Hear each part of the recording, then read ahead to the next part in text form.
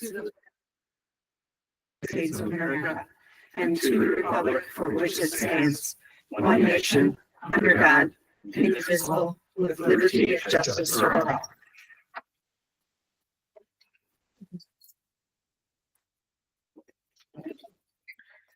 Thank you all for being here this evening. We are down 2 board members who I anticipate will be here. I have heard that they are to be expected, and I do know that Member Wood ran into some unanticipated conflicts, so she'll be here a little bit later. We were properly noticed for our meeting this evening. Thank you, Kate. And we're going to kick off the evening with board reorganization. Once a year, we go through our election of officers process, where I look for a nomination and an acceptance of a nomination for the following offices, that being president, vice president, clerk, and treasurer. So given that, I think we're going to launch right away and entertain nominations for president. I would like to first of all state that we've been very blessed to have a very active and hardworking board president, and I again would like to nominate Kim Schubert to be our board president for the next year. I'd second that. I'll third it. Thank you all. I would accept that nomination. Are there any other nominations?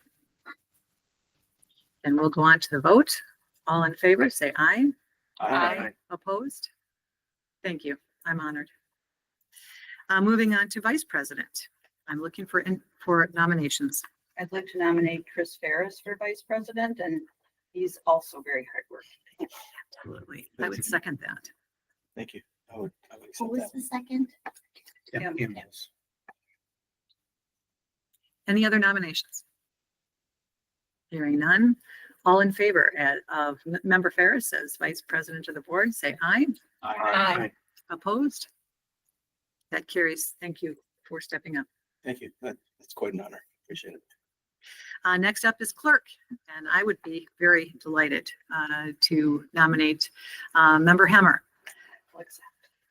I would second that. Any other nominations? All in favor, say aye. Aye. Opposed? Thank you, Member Hemmer. Thank you. And lastly, treasurer. I will nominate member Miller. I would say member Brenda, but that's all right. Member Miller. I wanted to say member Brandon, but that's not right. I'll second. I'll second. Any other nominations? We'll wait for just a moment to have yes. an additional vote in this process. We were just going through election of officers, and we have gone through president, vice president, clerk, and at this point we're on treasurer, with Member Miller having been nominated and accepting that nomination. All in favor, say aye. Aye. Opposed? Nomination carries. Thank you once again. You know, I want to just take a moment and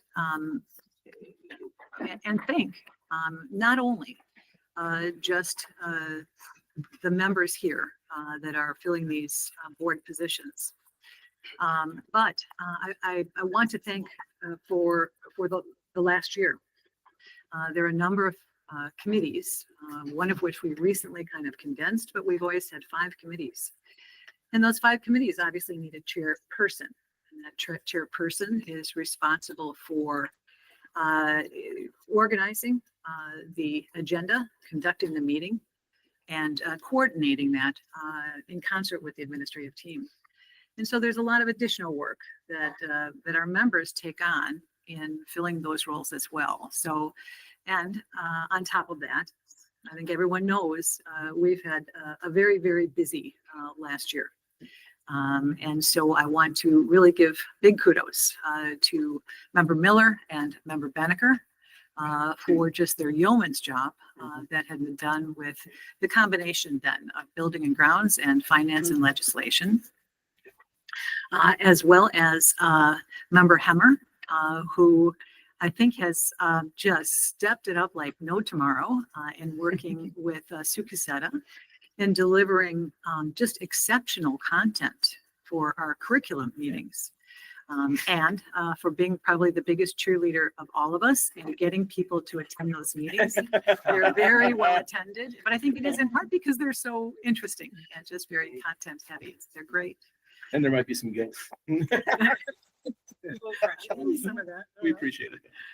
And then, lastly, our chair of policy, Chairman Ferris. Last year, unbeknownst to probably most people, we actually adopted an entirely new book of policy. We had worked with kind of modified, but kind of very ancient history, WASB policy, and had literally hundreds of policies to review. And so again, in concert with our superintendent, work through the review and approval process for an entirely new policy book. So we've had a very, very active team. In addition, most recently, member Angeli came on board and took over personnel, and has just kind of hit the ground running. And we look forward to hopefully having her accept that position again moving forward. So again, just acknowledgement of our board members and the additional responsibilities they take on in tandem with both our superintendent Farner and the administrative team, who work closely in alignment with our board to bring good things forward for our board to review. So thank you again. Moving on. We are moving into superintendent's report, and I'll turn it over to Conrad Farner. Thank you. This evening, we have one of our wonderful English department teachers here, Ms. Terry Carnell, with a presentation to give the board some information about our amazing creative writing and composition students and some recognitions that they received. So come on up, from there. So I'm Terry Carnell. I brought two guests with me, Ava Prince in the back and Abby Gard. So Ava was in creative writing and Abby in composition, and in advanced composition, creative writing about, if you want to advance to the next slide, we can, we decided a number of years ago, so actually in 2018, we decided to do process-based grading. We had been at a UW-Madison conference and we heard about gradeless writing and we were like, that sounds phenomenal. What is that about? And, because the grades are always the hardest part, because we had kids who wouldn't do because they felt like they couldn't do well enough. And so they just stopped doing it, not getting a grade. And so we had to do something. And so colleges were looking at a variety of things. So we really tried, we love the college essay workshop that we run every year. And so we thought, like, this is it. We're giving all this great feedback. They're really benefiting and we're meeting them at their levels and all of that. And so it was really, that was kind of our impetus. And then if you want to go to the next slide. So after we went to that, we talked to some different people. And then at Lambeau Field, they had, the DPI had a teacher leader summit. So we ended up working with a critical friend. She happened to be from my alma mater, but I didn't know her. And it was really a great way for us to like talk through what we wanted to do and then have somebody else on the side saying like, what about this? Well, if you do that, this can happen. So it was really nice to have that kind of a critical view and in a nice way. But so after that, we ended up implementing the process grading, and we can move, the kids can talk about it too if you want to give some feedback in a minute. But just if anybody's interested, we had a lot of really good feedback. We weren't sure how it was going to go, but the feedback is really the big part. We give feedback, peers give feedback, students feedback all the time. So it's not about that end result, because a lot of kids would just not do the brainstorm or not do peer revisions or the rough drafts. They would just go to the thinking point total. And we wanted to show that the whole process of writing is essential. So the brainstorm is equally as important as the end result. And so everything is just the same weight. So everything is the same point. So you have to do it all in order to do well. And they do. I don't know, girls, if you want to chime in, you want to talk your opening? Anything you want to like how it works or something you like or yeah, so with like composition class and like creative writing, I've actually taken both of them now. I've noticed that my writing has improved and I definitely have had an outlet to be more creative. I'm already like an art student. I'm super artsy, so this has just kind of helped me with expanding what I'm like good with and like good with creating. And I've noticed that with this, there isn't like this pressure to like, or this expectation to write something that is like too, like rigid or something that is like expected. You can kind of write freely, and it's looked at, you know, without bias or without, you know, kind of, I don't know, being judged for it. You can write whatever you want. Yeah, creative writing, story writing is so subjective. It's not an AP essay. You can't go into it with the specific expectation of what a student is supposed to be doing. It is all about effort. It is all about it's not about what you come up with. It's about what you decide to put on. I'm sorry, I'm better at writing than but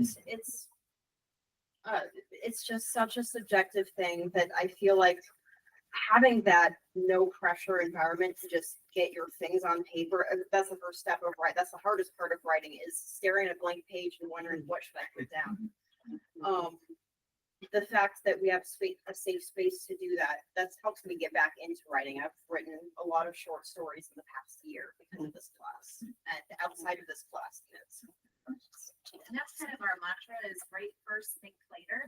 So I can help you if you write something, but if you don't write anything, you can't. So the subjectivity was where we, you know, belabored for years and years, and got this was a long time. And so all of those years I was like, you know, what are we gonna do? How do we make it not subjective? Just because you have 5 errors, does that make your paper any less any worse than somebody else? You know, it's not that's like a trivial thing to just pinpoint, but we needed something to make it objective. So we find authentic opportunities. So everything we do, pretty much everything, goes to an outside source. And so they're writing for an outside writers market, and then, you know, they have other people reading it. And so I'm always telling them too, like, this is where you want to make people think. What you write on the page is great for me. I love it. And they love it, and their peers love it. But then it goes to somebody else. If it makes more people think, that's a good thing. You know, it's like reading a book. Hopefully more people read it, and you know, you get your own ideas from there. So that's kind of our main focus.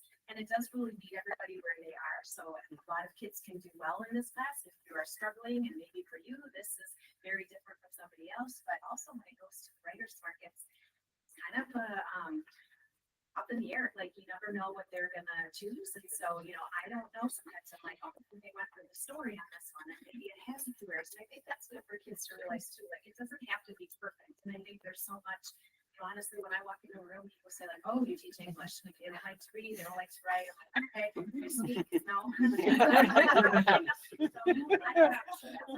I think that sometimes is just that people think you are constantly judging.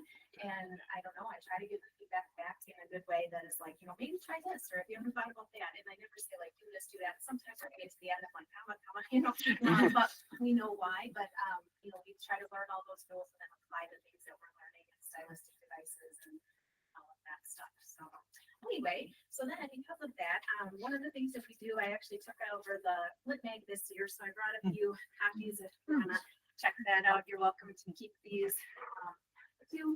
And it's a great opportunity for kids to be able to be published. And kids, our student author or our student editors this year were Lucy Fredman and Alex Lover. And yes, I'm sorry I don't have enough probably for everybody, but anyway, they chose what pieces they wanted to have everybody's, you know, wanted to be submitted. And so they submit artwork, they submit everything from comp, advanced comp, and creative writing. And then we just compiled the book. So I learned a lot about making the Lit Mag, and I learned some things that we can do differently next year. But it's also kind of nice. The kids really look forward to see like who do they pick and all of that. So it gives their piece another kind of personal voice. Anyway, so we have lots of accolades, and I just wanted to shout out a couple. I mean, you can look at this. There's lots of students who are published in all kinds of competitions. So these are from all 3 of the different classes, and they win everything. Ava won $2,000 for her story. Abby was published or was the finalist for the New York Times, so that's a big thing because the kids are sometimes like, kids don't think that they can actually, write for some of these bigger sources. And I'm like, even if you don't win, at least you got somebody else to read your piece and somebody say like, hey, look at this. And so I think it's so much about voice and just feeling comfortable and leaving here feeling really confident about themselves and proud of what they're capable of, because I am very proud of them. So if you flip through all there, there's just even more. And even today, we just had 2 kids won a Listen to Life competition. So, sometimes they win like $500 for a shijo poem, which is 3 lines of Korean poetry. That's big. I've never, I was not a creative writer. I said like, I'm not creative. I can't teach it, but I do now. And in my, I even won $700 for a shijo I wrote, and then I won 300. So I'm always telling them like, look, it can happen. Now I've never won anything after that. Stale years, but that's how it goes too. So I think it's nice too. They know that I am not the best writer in the room, and they might be the best writer with one piece, but maybe another piece they'll learn from each other. We always do. So we switch around a lot, and they get a lot of feedback from all of their classmates. But without further ado, it's really about them. I just give them the opportunity, and then they do the work, and I get to enjoy all the good parts. So they're each going to read a part of Ava's. Ava, do you want to go first? Sure. Okay, so I have an excerpt from a piece that I wrote for the Dwayne Stein short story competition, which is what I won $2,000 for. This piece is a little bit strange, and the excerpt I'm going to read isn't going to make much sense out of context, but I just want to give you kind of a sense of what I've written. Okay. Enough! And Tara and Suda immediately went silent, eyes wide, as Alethea used her voice for the first time since she'd left the orphanage. Good, she couldn't help but think. It's their turn to get a bit of a shock after all I've had to suffer here tonight. Listen, she said, attempting and failing to rein in the quaver in her voice. I don't understand any of this. I don't know who the 2 of you are or who you think I am, but Her voice caught, and she silently chastised herself. Tears would help nothing under these circumstances, no matter how overwhelmed she was. I'm the wrong person. I don't belong here, or anywhere, really. A crash of thunder sounded from outside as though emphasizing her point. Neither woman flinched at the sudden noise, but Suda's face noticeably fell. You really don't remember, do you? She said softly. And that's another thing, Alethea continued. What am I supposed to remember? I've looked at that orphanage all my life. You seriously can't expect me to know anything about 2 strangers who are constantly using words I don't understand, who treat my confusion like an inconvenience, who keep reading my mind somehow. I can't handle this. And Tara tensed, then sighed heavily, rubbing her temples in the same manner that Miss Anya always had when her children refused to follow directions. Calm down, Alethea. We can't afford you working yourself into another week. What Tara means, Suda cut in, shooting at Tara glare, is that these visions you've been having, they're worsened by high emotion. Alethea always, here she trailed off, with an air of grief that seemed to swallow up her bright eyes. You always have more difficulty controlling them when you're upset, right? Alethea thought for a moment. Thinking was what she did, what she'd always done, wondering about the nature of the world, collecting every truth, every known fact until she had amassed a mental library of information that always impressed Miss Anya and the others. Now she realized that information, for once in her life, was utterly useless to her in the face of all this. Poetic juxtaposition. The girl who built her foundations on hard truths here amidst utter madness. Despite herself, she smiled at this. She didn't know where this would lead. What she did know was that all of her questions, all of her precious truths, everything that had made her such an oddity amongst her fellow children had led her to this beautiful juxtaposition. Whatever she'd forgotten, whoever or whatever she was, even the source of these spells of hers, she knew somehow deep within that the answers lay in this place. A place she now knew without a doubt, she belonged. Suda gave a Cheshire Cat grin, and even Tara's expression softened a bit. All right, Alethea said finally, after a long, pregnant pause. Tell me about your friend Alethea. Thanks.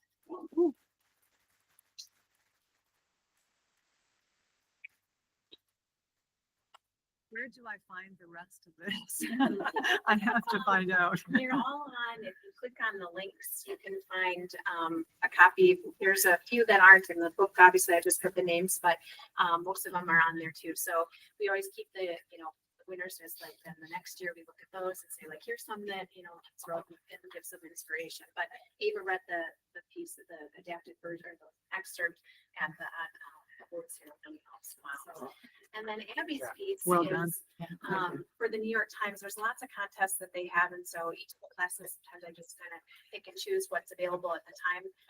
But this one was a My List review, so they were to review between 1 and 5 things, and so she chose to review books, which of course I loved as well.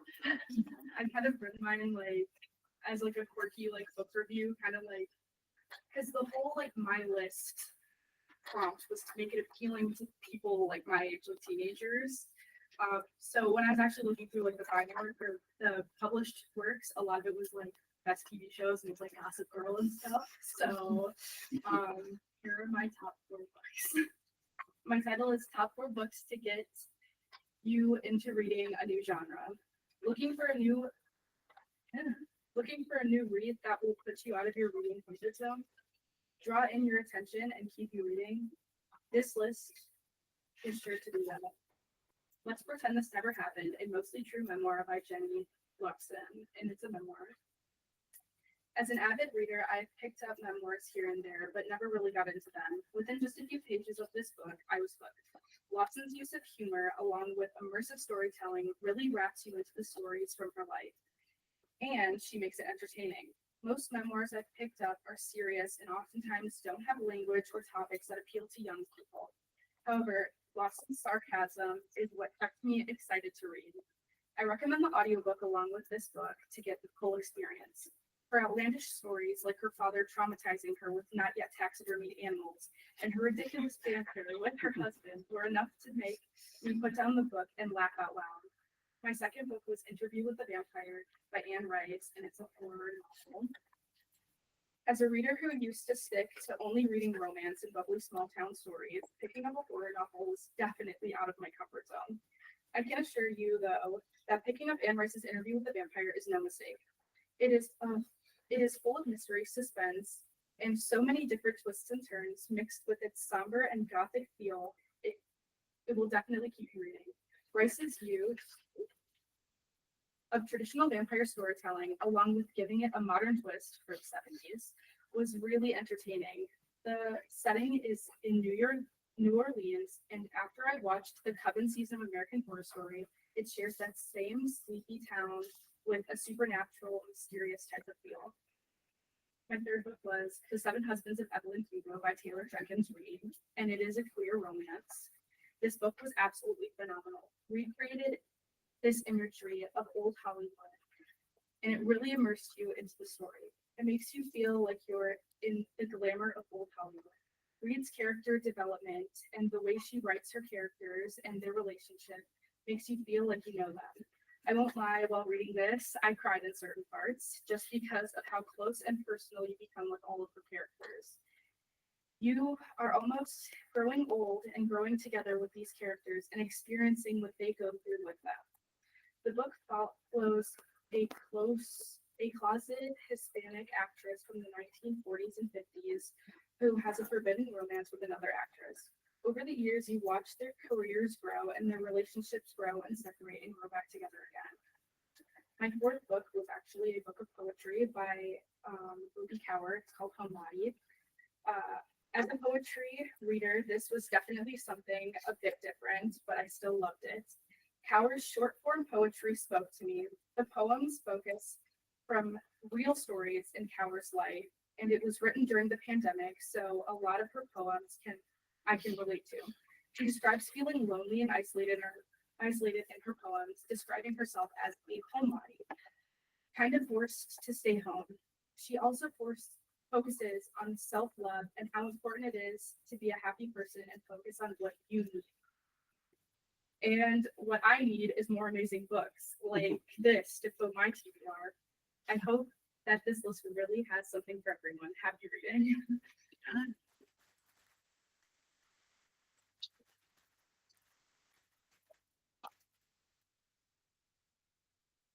that's just a little sampling, but, I was really fortunate to have the girls come and, we've done all kinds of competitions from, the HERC is one that the kids just won a trip to, two kids won for their poems about the Holocaust from the Holocaust Education Resource Center, a trip to Washington DC, so that's a cool experience. And, again, it's not really about the winning, but just the publication and getting their voices out there and heard and helping them build their confidence, so. That's awesome. What grade are you? Oh, I'm a senior. I'm also just- I have very few juniors, just like 4 juniors this year, so I'm seniors, but, How big is the class? the cap is 28. There's lots of 28. Some are a little bit smaller.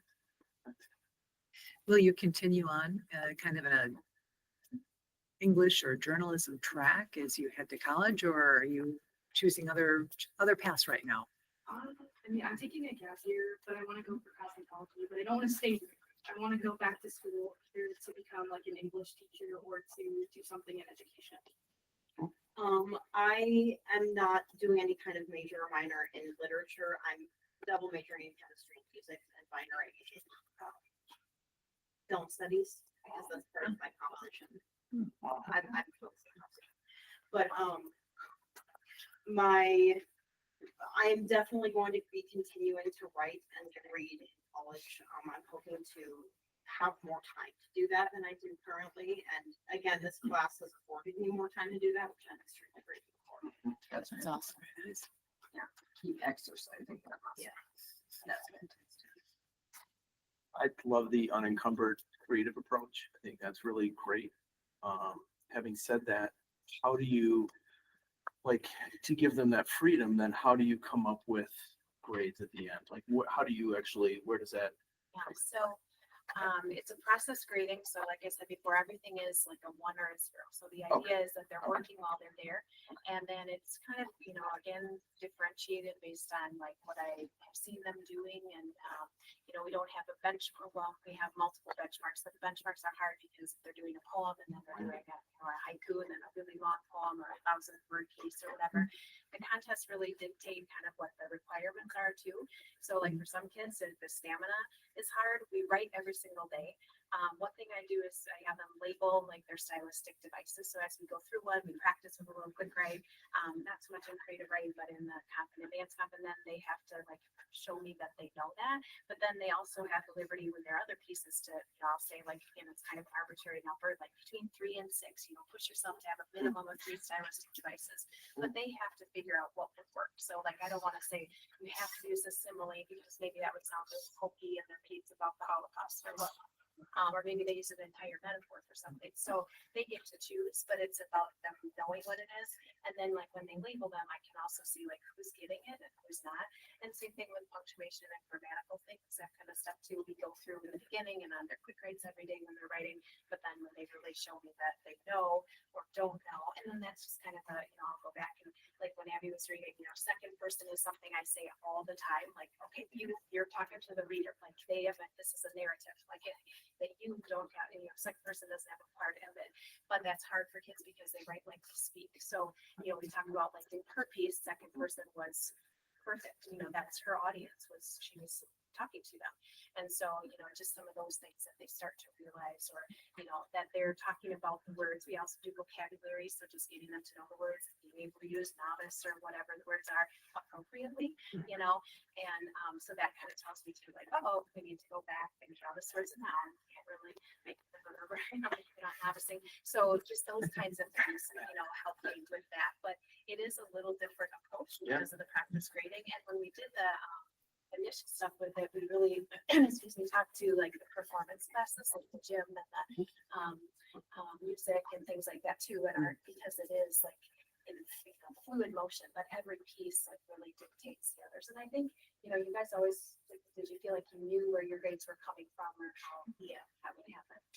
Yeah. So, a lot of it is conference, or feedback, verbal, just because I gave it a number of kids, I can't give up that much, sitting and talk to them about it, but definitely, somewhat throughout the hour, but a lot of it is comments on the pieces, and then they can ask questions about that, and they have each other to bounce off of too, so.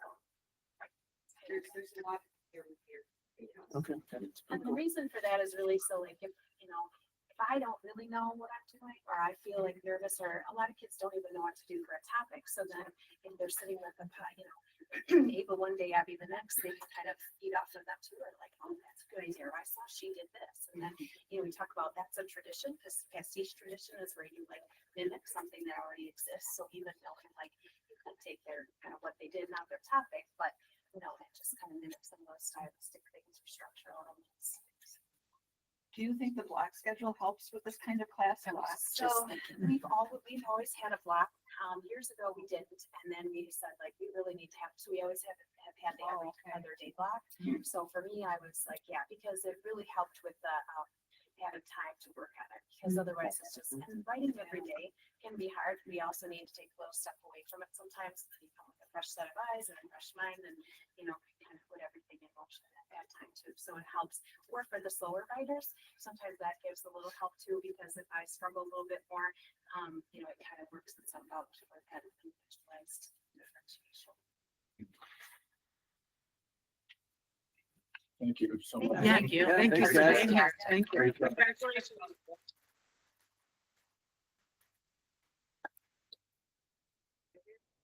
Thank you.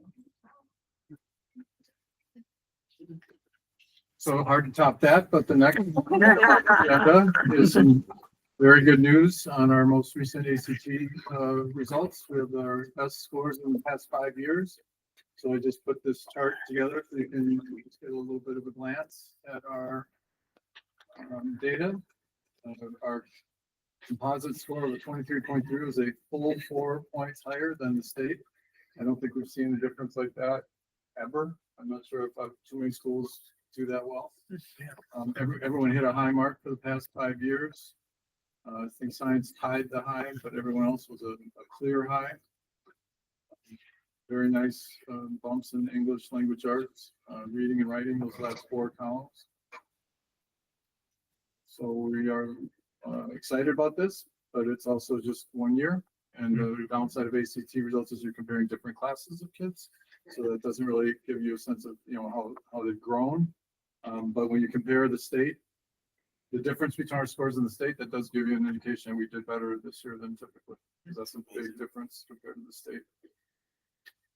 Just a couple summary. Okay. Any questions? Great.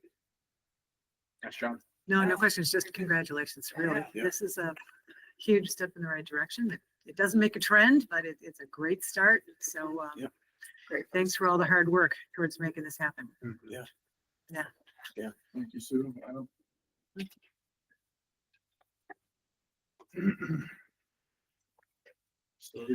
Okay.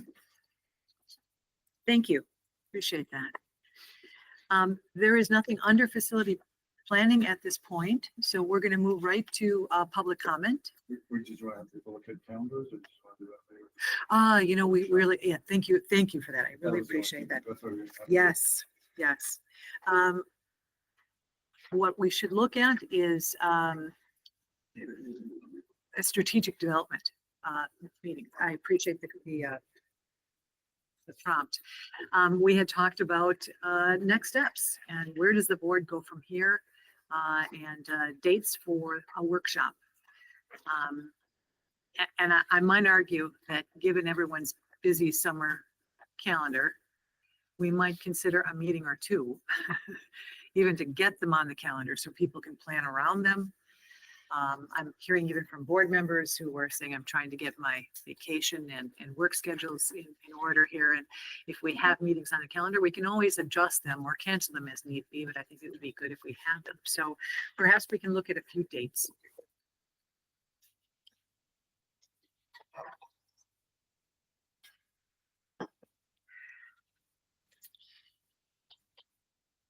Given that we're going to potentially, with board approval, be moving our committee schedule to the week of June 4th. And for the first time in a long time, having a board meeting the third Wednesday in the month rather than the second. I propose looking at the week of June 8th. Given that it's bare at this point to some degree, and typically our board responds pretty well to Wednesday and Thursday evenings. It seems to work well. I don't know how the 11th or the 12th works for board members. We were thinking evenings. 6:30, I think, is what we were, either 6 or 6:30. And that's up to the board to decide. Thursday's better for me, but I don't have the majority can do Wednesdays. Did I hear you say that the meeting in June moved to be 18th? That's the 18th. Well, that's part of pending board approval this evening. Okay. Yeah, we had talked See, I about, didn't update it yet. right, yes.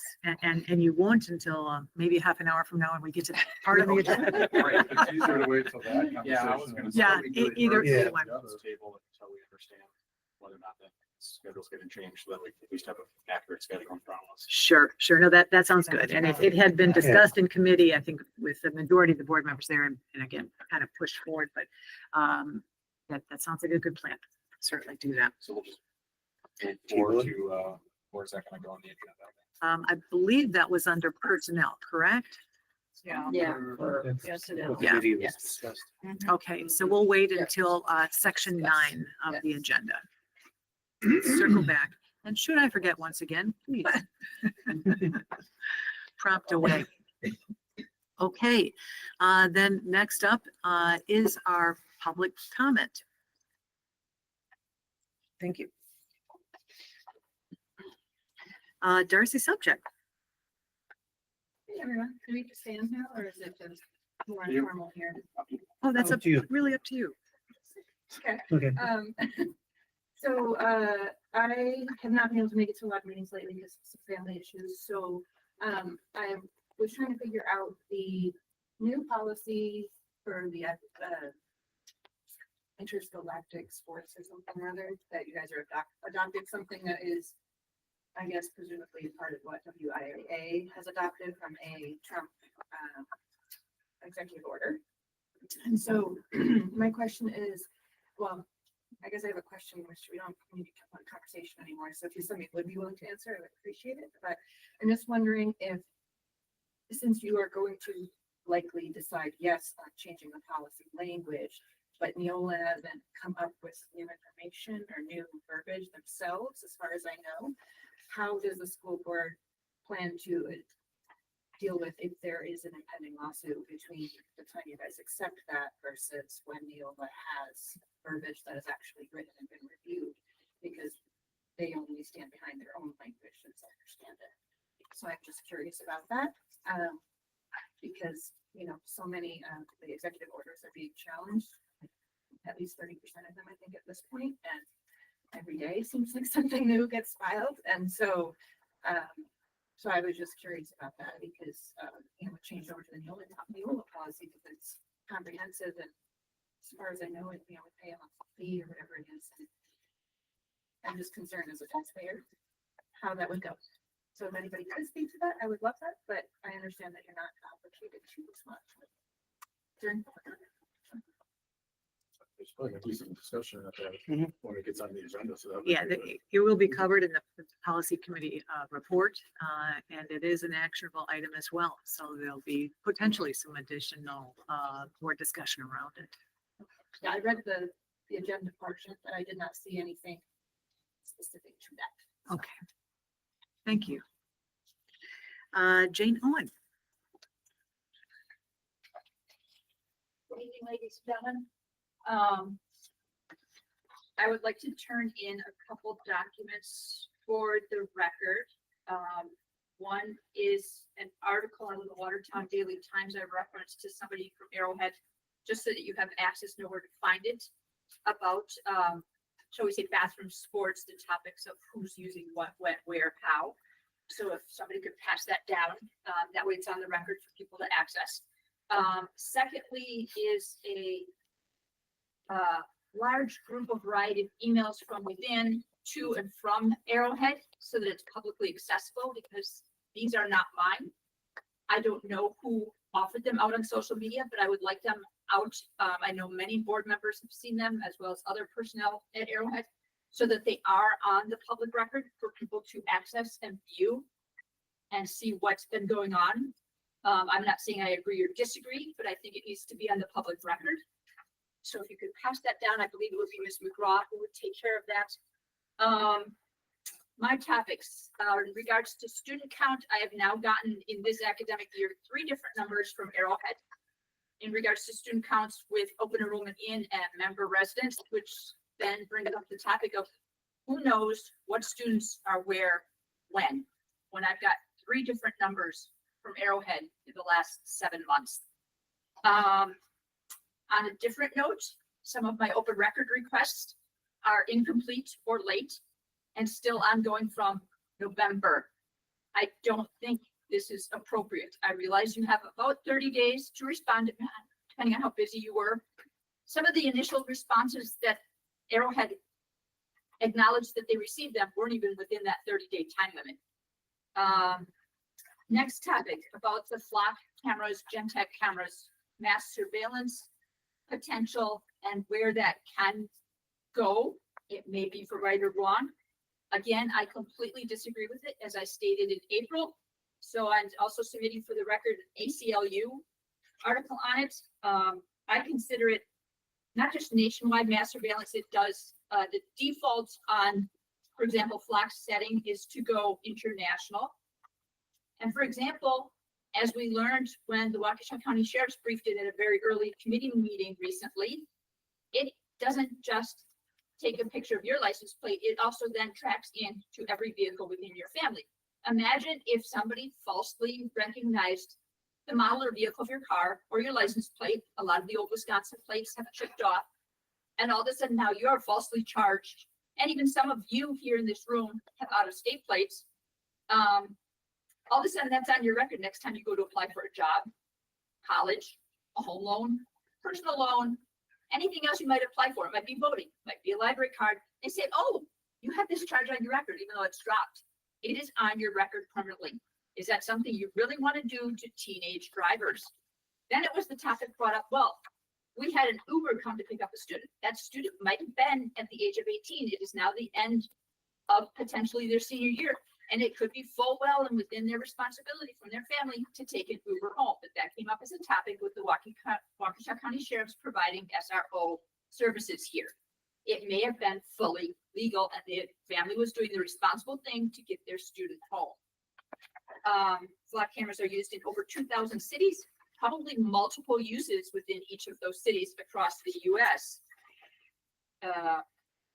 There are other vendors such as Arrowhead uses Gentech, which doesn't go in with flock. We learned from the city of Oconomowoc, which currently has 4 municipal flock cameras. They are now mandated by flock to add 2 more, basically, or lose the service. Is that going to happen to Arrowhead if you decide to go with 2 or 3? And in 2 or 3 years down the road, they mandate, no, you have to add 2 or 3 more at $3,000 a year after the initial $16,000 per camera setup. It's high permissive data sharing. It is mass surveillance. It's an intrusion of your privacy and your civil rights. And this gives some examples of how you can write legislation to protect yourself better. It also goes to the National Crime Information Center, the FBI, many other agencies and offices. I am highly against using a flock or a Gentech system. If you need regular video cameras to police the driving, then it's on the drivers, which is not part of a mandatory curriculum through DPI for state of Wisconsin education. Then you need to restrict that privilege of driving. It does not go on using the civil rights of everybody who comes through or around Arrowhead. So I'd like to submit that article for the record. Lastly, with regards to performance, I congratulate the students on their multiple choice ACT test scores. It is not the best and highest record of Arrowhead. It's certainly the most expensive. Remember that DPI math scores went down 3 points in December. Yet math has not been brought up once at a curriculum meeting in the last 6 months to address how are we going to maintain and improve our math program at Arrowhead. We really need to work on that. That needs to be a priority. Math for learning, math for life. And it hasn't even been brought up for discussion, much less action. Thank you. Thank you so much. Next up is Robert Kenderski. Jersey. Thank you. And I apologize for my son. He'll be walking in probably any second now, probably slinging his lacrosse gear and making a bunch of noise. So I have some information here. You guys can pass it out, read if you want. Also, what I have, you mind if I just sit right here? Please. Go ahead. Getting old, I had to print this large. So based off of what Jane said, I'm here to talk about the flock cameras too. I do have a lot of information that I'd like to share. This is not my normal way of doing it. Normally, I'd like to stand up in front and discuss it. Problem is, I have a ton of information. If I didn't do it this way, I would forget things. So I'll just go ahead and start. My name is Robert Kenderski. I have 4 children. Taylor, who is entering her final year at UW-Madison. Zoe, who is currently a freshman here at Arrowhead. And Colton and Wyatt, who are both attending Swallow across the street. During my 20 years in the Navy, I witnessed 2 devastating assaults on our nation. The first occurred September 11, 2001, when 19 foreign terrorists attacked our homeland. The second took place just weeks later, October 25th, when 455 members of Congress passed the Patriot Act, an act I view as a betrayal from within. With its passage, mass surveillance and data collection on American citizens became normalized, and our civil liberties were quietly dismantled. Today, the actions you take may make you no different than the 455 members of Congress. During the Waukesha Sheriff's Department presentation on license plate reading cameras, one comment from the detective horrified me. Since this meeting wasn't recorded, I can only paraphrase his words, but basically he said, let's not talk about Fourth Amendment violations. That statement there echoes the troubling spirit of the Patriot Act, discouraging the very discussions we need to have. In fact, the use of ALPRs may represent a serious violation of the Fourth Amendment, as highlighted by several ongoing cases across the country. In that, there's a bunch of court cases that are listed there you can take a look at. Let me make this very clear. The use of a camera does not stop or prevent crime. It merely records studies, how they are more effective against property crimes and have less significant impact on violent crimes. It may not be effective in all settings. As our school resource officers noted, even our current system lacks the clarity and zoom capabilities needed to be effective.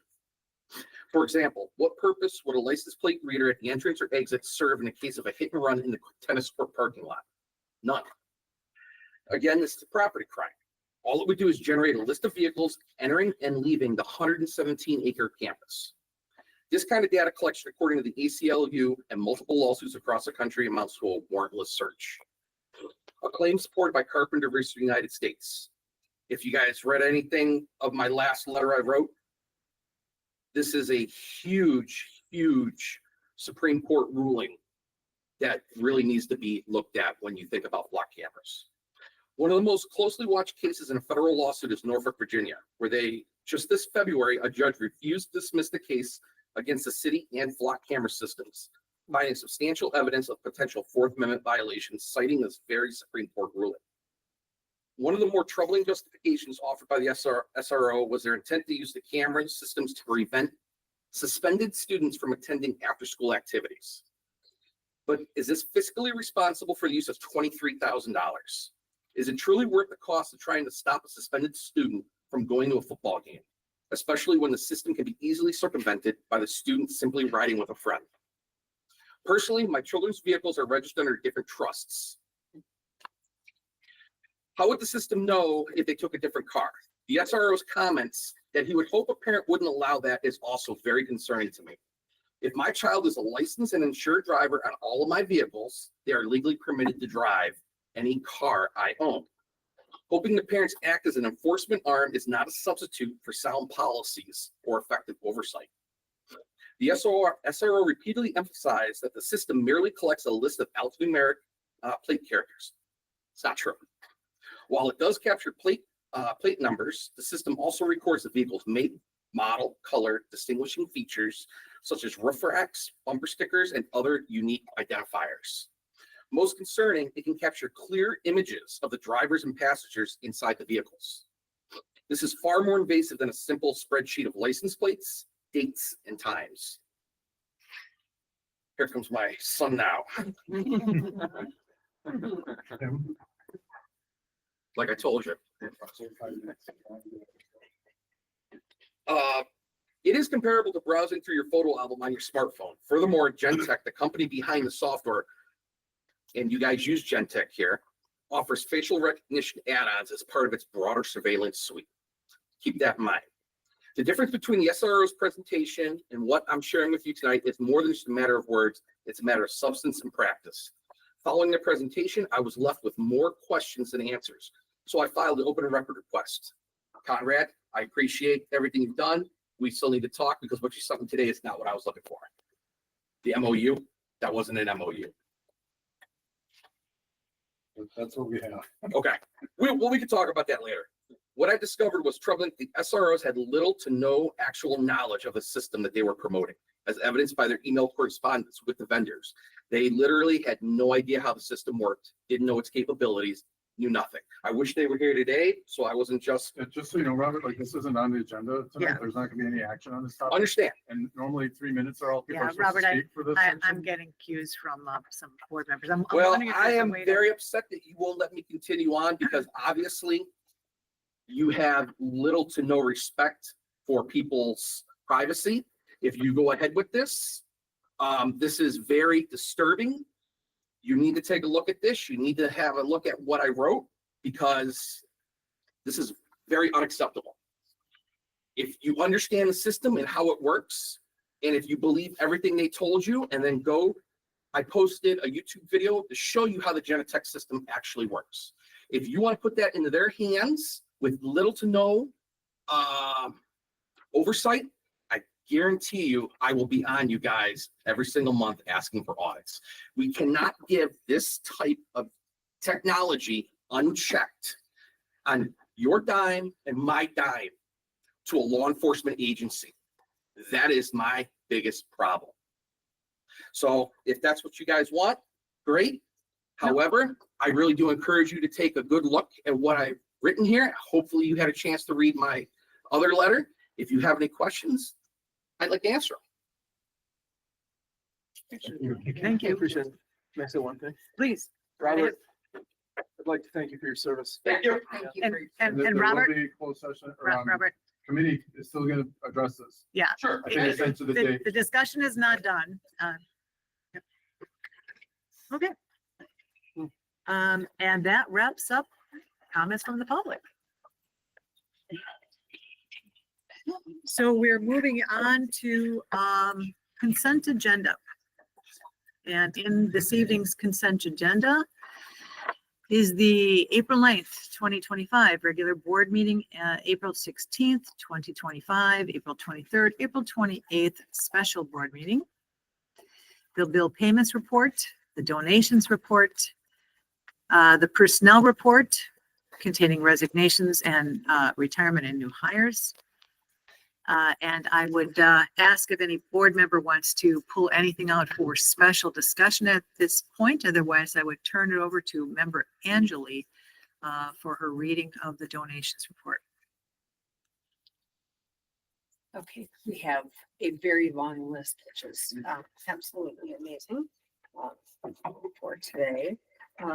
We'll start off from the Boucher Automotive Group to our autos program, 6 Hyundai 4-cylinder engines. Thank you very much. EVOP, Bebop, which is, It's a band booster group. that's fantastic. I love that. Okay, band uniforms, program, That's a huge. $51,580.80. How did they fundraise that? They have been fundraising for years. I was gonna say, I thought that was, okay. Jake I reached saw out. that and I went, wait, I think the what? district we put in $10,000 of budget money. Jake's, the band group fundraised for another 10,000, maybe 20,000, and then, this 50,000. We got Wow. Brand new band uniforms. That's, When was the last time you bought that's awesome. new band uniforms, like 30 years ago? Yeah. That's fantastic. So thank you, Bebop. Just a And side everything. note on that, I did hear from Brian Brendel Yes. We kind of had a little back and forth around whether he could be here tonight, kind of for a personal acknowledgement. He couldn't make it, and he tried to find a board member that could, as we extended from the board. Sincere thank you, rather. I mean, this is clearly above and beyond this type of donation and the work that was done on this. It's a board of folks who are very busy in support of the school.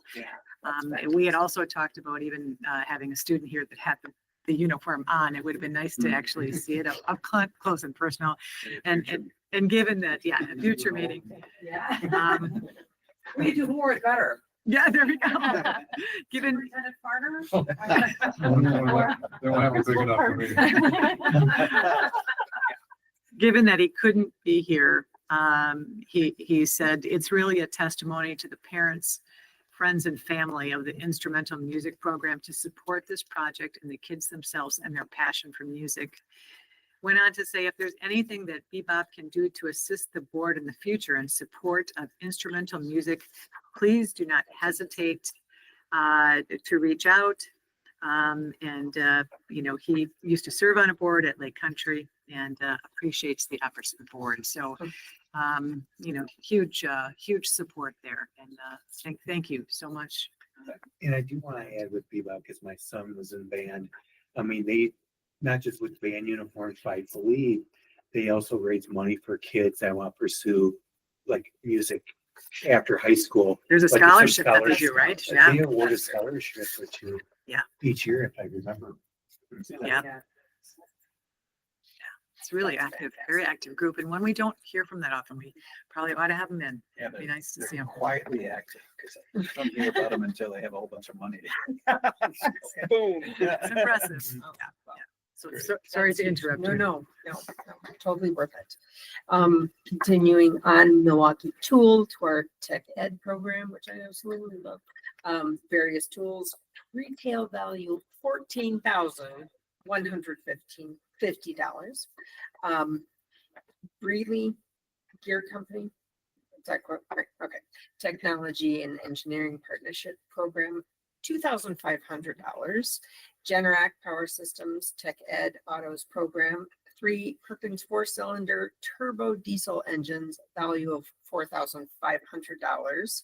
Corey and Christy Ruprecht to the Autos Program, a 2012 Honda Accord SE, fantastic. And finally, the George Lagerman Memorial from Bonnie Lagerman to our Tech Ed Scholarship Program, $500. So huge thank you to all those fantastic people and groups. Absolutely. Thank you, Member Angeli. You're welcome. Any further discussion on the consent agenda? Hearing none, I'm looking for a motion to approve. I'll make a motion to approve. I'll second that. Any further discussion? Hearing none, all in favor say aye. Aye. Opposed? Motion carries. Committee reports, curriculum begins. Turn it over to Chairwoman Hemmer. Thank you. We had a meeting on the 14th. We've had 2 meetings since our last board meeting, actually. Both kind of out of the scope of our normal third Thursday of the month. This one was called for on the 14th because Bill Banks was in town, and our board and others have heard a lot about Bill Banks and his work with the teaching staff. And I don't know, Sue, if you want to take this one over, because you know the background and He exists. Yeah. Bill exists. it was very nice to meet him, and they had a little presentation for us all, and we got to know Mr. Banks, and very impressive, but if you Yeah, want to- so we've been working on a monthly basis with Bill, going into classrooms 2 to 4 times a month, full days, and then having follow-up conversations with teachers. And our intent is really very narrow focused in terms of looking at engagement strategies being used in the classroom. Bill has been a statewide leader in strategists as a strategist for schools that have gone to the block schedule, but his claim to fame isn't just like block schedule teaching. It's really active learning strategies and helping teachers recognize different ways they could be pulling participation from our students and deeper learning for our students. So he gave a little bit of his background and talked with you a little bit about the work that we've been doing together. And, you know, like I said, one conversation at a time, Bill pushes in a way an outside pair of eyes can do, and asking people to, recognize different areas where they can pull on engagement better. So we've just been really a little team. He sends me little notes and we just exchange. He's heading out east to for grandkids to graduate from high school. So I've gotten to know Bill really, really well, and I'm just eternally grateful for the opportunity to be able to shadow him, observe, work with our teachers. It's been truly one of the most rewarding experiences of my year. So as a result, Bill's assessment has sort of been like we dove into the block as we did. We made the decision to move in this direction, and our teachers are making the adjustments. Like I said then, and I'll say again now, mission is not accomplished. We have still got work to do in terms of building the instructional strategies really needed for 100% engagement and deeper learning, but we're making really good strides. So I really enjoyed learning from him and watching him work with our teachers. It's going to pay off. So thanks for the opportunity to work with him and for bringing him forward with a board to be able to learn this. Yeah, it was so nice to meet him, and he was very complimentary about what we've been doing and what you've been doing. And he stated that we've come so far in such a short period of time that it was rather, I don't know, he didn't use the word amazing, but very impressive. Yeah, I think, like we were good to great. Yeah, there are growing pains, but yeah, absolutely. And identify where we need to make continued strides. But yeah, he has been very complimentary. The time allotted, to get into classrooms and really look at engagement specifically. A lot of times when observers are in a classroom, you're taking out a lot of different aspects of instructional practice. But when you're there specific for engagement and strategies that bring thinking to life, it is it's really fun. Yeah, it's really fun. And our teachers have appreciated the feedback. And so we're going to continue to work with Bill as we transition with the new director of instruction as well. thank you. Yeah, he was fun to get to know, and he likes to talk. That's why I know so much about him. He's got such a personality. And because of Bill's presentation, we were supposed to discuss the pilot elective proposal, and we just touched on that very, very briefly. It's a few courses that are going to be new to Arrowhead. We're taking a vote on that tonight. Due to the difficulty staffing family and consumer science, some electives in that department won't be available. So there are some studies through film, social studies through film, English through film, and music through film that Sue presented.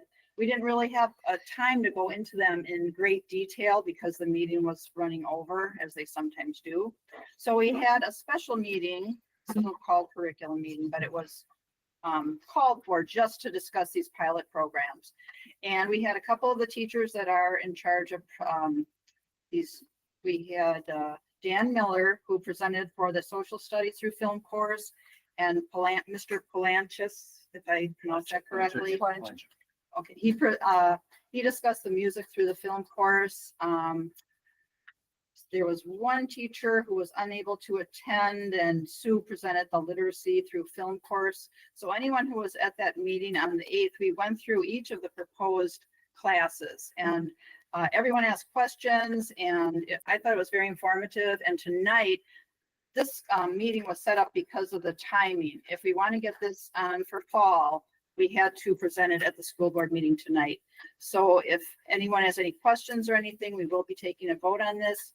Sue, if you have anything to add on those 3 courses, or? Yeah, I mean, I may be restating some facts here, but the need for these electives came forward out of, like you identified, some needs we have in staffing, and we know in social studies and English in particular, we have consistent staffing. We are aware of other schools and other opportunities where classes like these are offered, and it really just presents, it's really important to highlight that these aren't just sitting around watching movies. So I think the point we wanted to get across is the opportunity to study literacy through film or social studies through film presents a lot of concepts that will be really supported through strong reading skills, speaking skills, debating, writing skills will be an integral part of all these classes in some way, shape, or form. That it is these are critical thinking classes. So while film might be a catalyst, and some of the interesting events or topics or analysis that comes through might be the catalyst, it's going to involve academic skills that we are working on as a school, or reading and writing in particular. Yeah.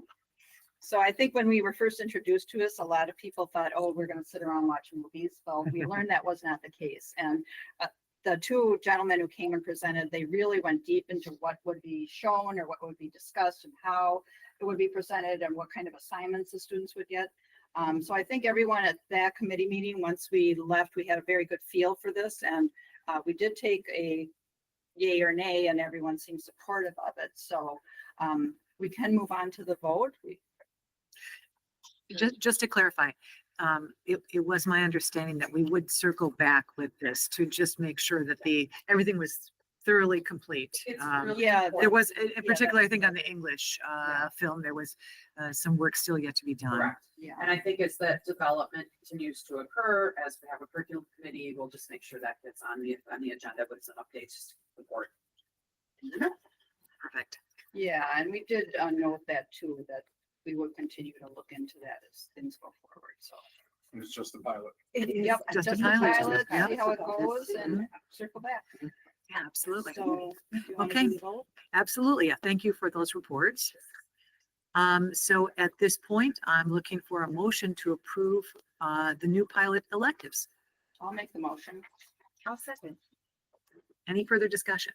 Yeah, so in that meeting, I was under the impression when we took the temperature of the room that everybody seemed, especially with social studies through the film course, that was going to be based on 11 through 12. So in the notes here, it says it's like the adjusted focus on grades 11 through 12 following further discussion by the committee. Is that the way that this is going to be moved forward? Just grades 11 and 12 for that one? Okay. Just this morning, we shifted our literacy classes to South Campus to host more of the 9-10 display students that'll allow the 11-12 display students to focus on the social studies you know, if that's where they'll go. Perfect. Excellent. Thank you. Good question. Thank you. Madam President, point of clarification. The agenda, if I'm reading it correctly, says report. Doesn't say action or decision. Am I missed something? 7C. 7C on the Yes, agenda. discussion, it's not in the listing of the, Oh, got it. yeah, Sorry. that comes after. Thank It's you. Letter C. Letter C. Thank you. I was on letter A. Thank you. Okay. Letter C sounds like literacy. Thank you. Any other discussion? Hearing none. All in favor of approving the new pilot elective, say aye. Aye. Opposed? Motion carries. Thank you. Do we have a next date for? Yeah, it's May 22nd, and we will be discussing. Let's see here. I think that was in the April meeting on the English department. Yeah, it's English Yeah, English department. There'll be some trips for approval and feeder school information. Is that correct? Packed agenda like usual. Yeah. Yeah, and please plan on attending. May 22nd, 6:45. Thank you, Chairwoman Hammer. Moving on to finance legislation, building and grounds. Member Miller. Thank you so much. Yeah, I'll start out with the finance update here. So the two finance related topics from the meeting on April 28th were student fee discussion along with facility use fee discussion.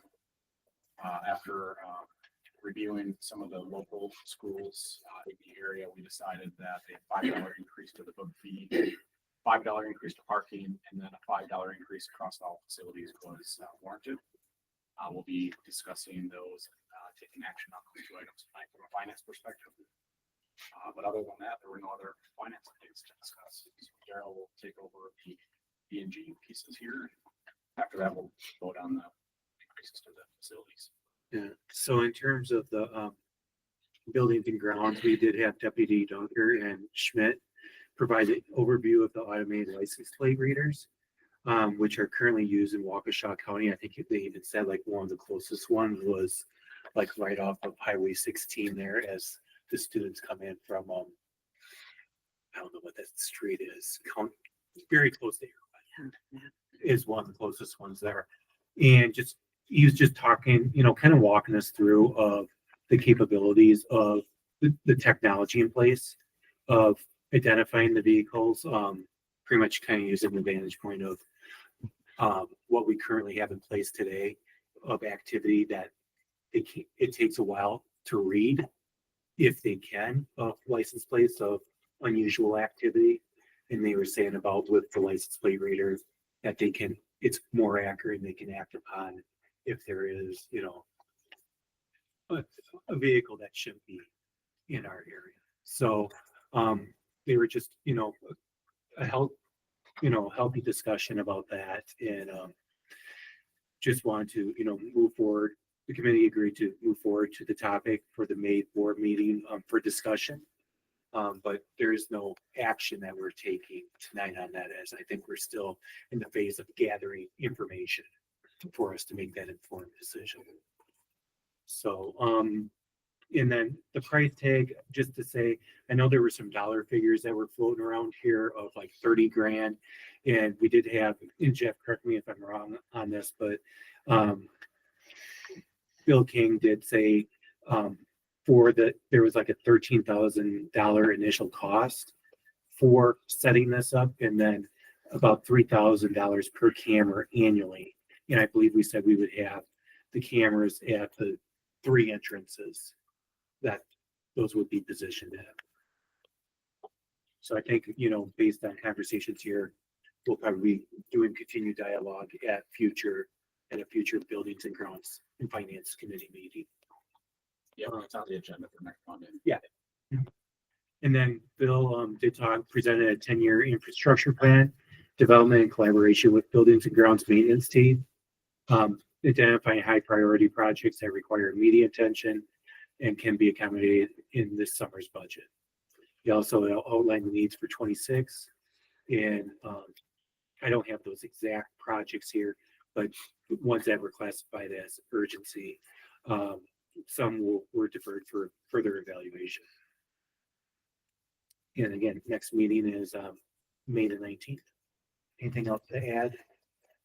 Jeff or Conrad or Brandon? We've got bids on the rooftop units. They're 2 really large ones, so they're very expensive.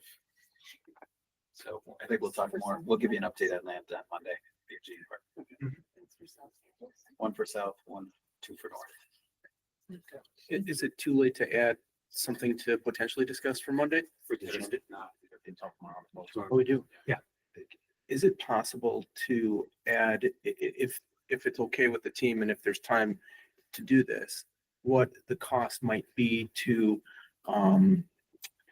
improve the exterior camera quality around the building versus the idea of the license plate reader? Like what the potential cost for that would be? Yeah. I don't know if we've ever gotten that numbers on that. And I know that our cameras on the exterior of the building aren't super clear. So We're talking about it as we speak. We're looking at some security grants. Okay. Maybe get new cameras. So it's something that we'd always just be looking at. Okay. Is that dollars and cents would be available by Monday, or would that No. be something down? No. That would be maybe an Just so you know, couple something we've always. Something you're talking- okay. Considering. Anytime you use the camera, you go, man, I wish we had better Yeah. clarity. Yeah. It's always on our minds. And it comes down to funding it.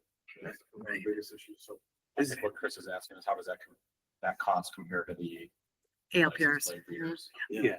Is there any idea, any way to get ballparks and ideas on kind of? I'm hesitant to. You are, okay. We'd have to Save Bill. Okay. Have something. That's Bill's area. How old are those, the cameras out there now? They vary. Or do you rotate them? Yeah. We still have some analog where it's really hard to see. and some that Oh, we've boy. upgraded when we have the ones. Okay, yeah, we can talk about that. That's definitely related to the license plate reader conference. We'll talk about Yeah. that. Okay. Yeah, I know recently we've upgraded a number each year. And we could put in dollars in the budget to upgrade some of the cameras. Okay. So we could probably have past dollar amounts. Okay. And technology's got so cheap. Yeah, you know, that's, the last- yeah. That's Yeah. Yeah. Put Bob on that tonight. So, Good, it sounds like a good discussion. And, Okay. thank you. So for that's it for, co-chairs. any other things to talk about on Monday? But, just wanted to, act on the, two things for vote. Oh, I'm sorry. Two things to vote here. I didn't know if, Conrad, did you want to call out anything on this? Nope. Okay. You just maybe, or anybody- We'll entertain a motion to approve the first. Yeah, so I'd be happy to take a motion for the 2025-26 facility use fee schedule approval. was that a first or a second? We did have. Oh, I thought you were. No, just I was like, you went right to the second. No, I thought I'm like, Brandon asked. Okay. Okay. negotiate, okay, and Amy second? Yep. Okay, any further discussion? If not, all in favor of approval of the facility use schedule, say aye. Aye. Opposed? Motion carries. Next up is the 2025-26 student fee schedule. Motion to approve. I'll make a motion. Second. Any further discussion? All in favor, say aye. Aye. Opposed? Motion carries. Thank you very much. Next up is Personnel Committee with Chairwoman Angeli. Thank you, Madam President. First, we'll start with, we had a meeting on April 24th. And we started off in open session, but then we moved to closed session. And we just had a discussion over the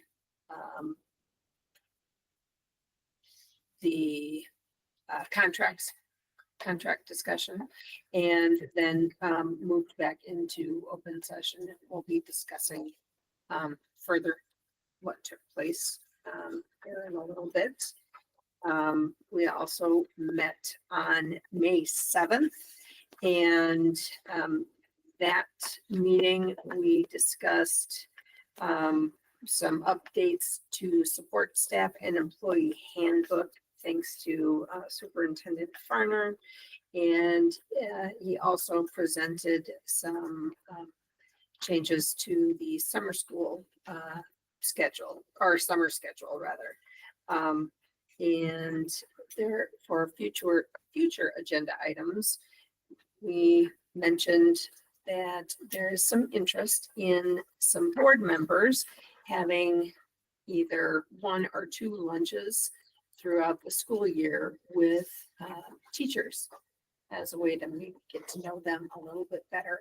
The curriculum meetings have been great, seeing them and getting to meet some of them face to face. But perhaps we could meet them either beginning of each semester or once a year, and just to get to know them a little bit better. So that will be for future agenda items. Our next meeting, I believe, is scheduled June 4th, Potentially. potentially. So we have a couple of action items that are rising out of That is correct. Yes. the first one that you alluded to, Superintendent Farner had on the screen with regards to those small revisions that took place for the employee handbook. Yes, pretty minor. I don't And- think it was really substantive necessarily. I think the only thing was that, and excuse me, was the time frame for the law. At least I Yeah. remember the Right. extensive Mhm. conversation. on Right, that, yes, so- yeah. But I that was- just skimmed through that before, and it Mhm. looked good to me. I wonder what others think. Well, at this point, I would entertain a motion to approve the employee handbook book updates for the 25-26 book. I'll make that motion. I'll second it. Is there any discussion on this? Hearing, Sorry. hearing none. All in favor of approval, say aye. Aye. Opposed? That motion carries. And then the last item that Chairwoman Angeli was alluding to was the discussion during Personnel Committee on the potential change in committee meeting schedule. What we had discussed is just, again, a pilot program wherein we would condense our committee meetings into one evening.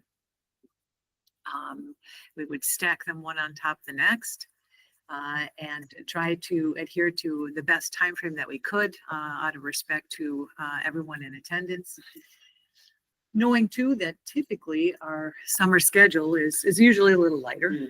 And at times we've been known to not even have certain committee meetings over summer as there's not often, adequate amount of topics. And so the meeting schedule proposed then would basically exclude July. It would include June and August, where the first Wednesday of the month, we would meet as committee members, starting at potentially 6 p.m. And we would then bump our board meetings to the third Wednesday of the month rather than the second. And potentially, what we would do is stack, the first two committee meetings on June 4th to begin. And then the second two would follow and then alternate in August so that that latter two would start the committee meeting on August 6th. Does that make sense? Clear as mud.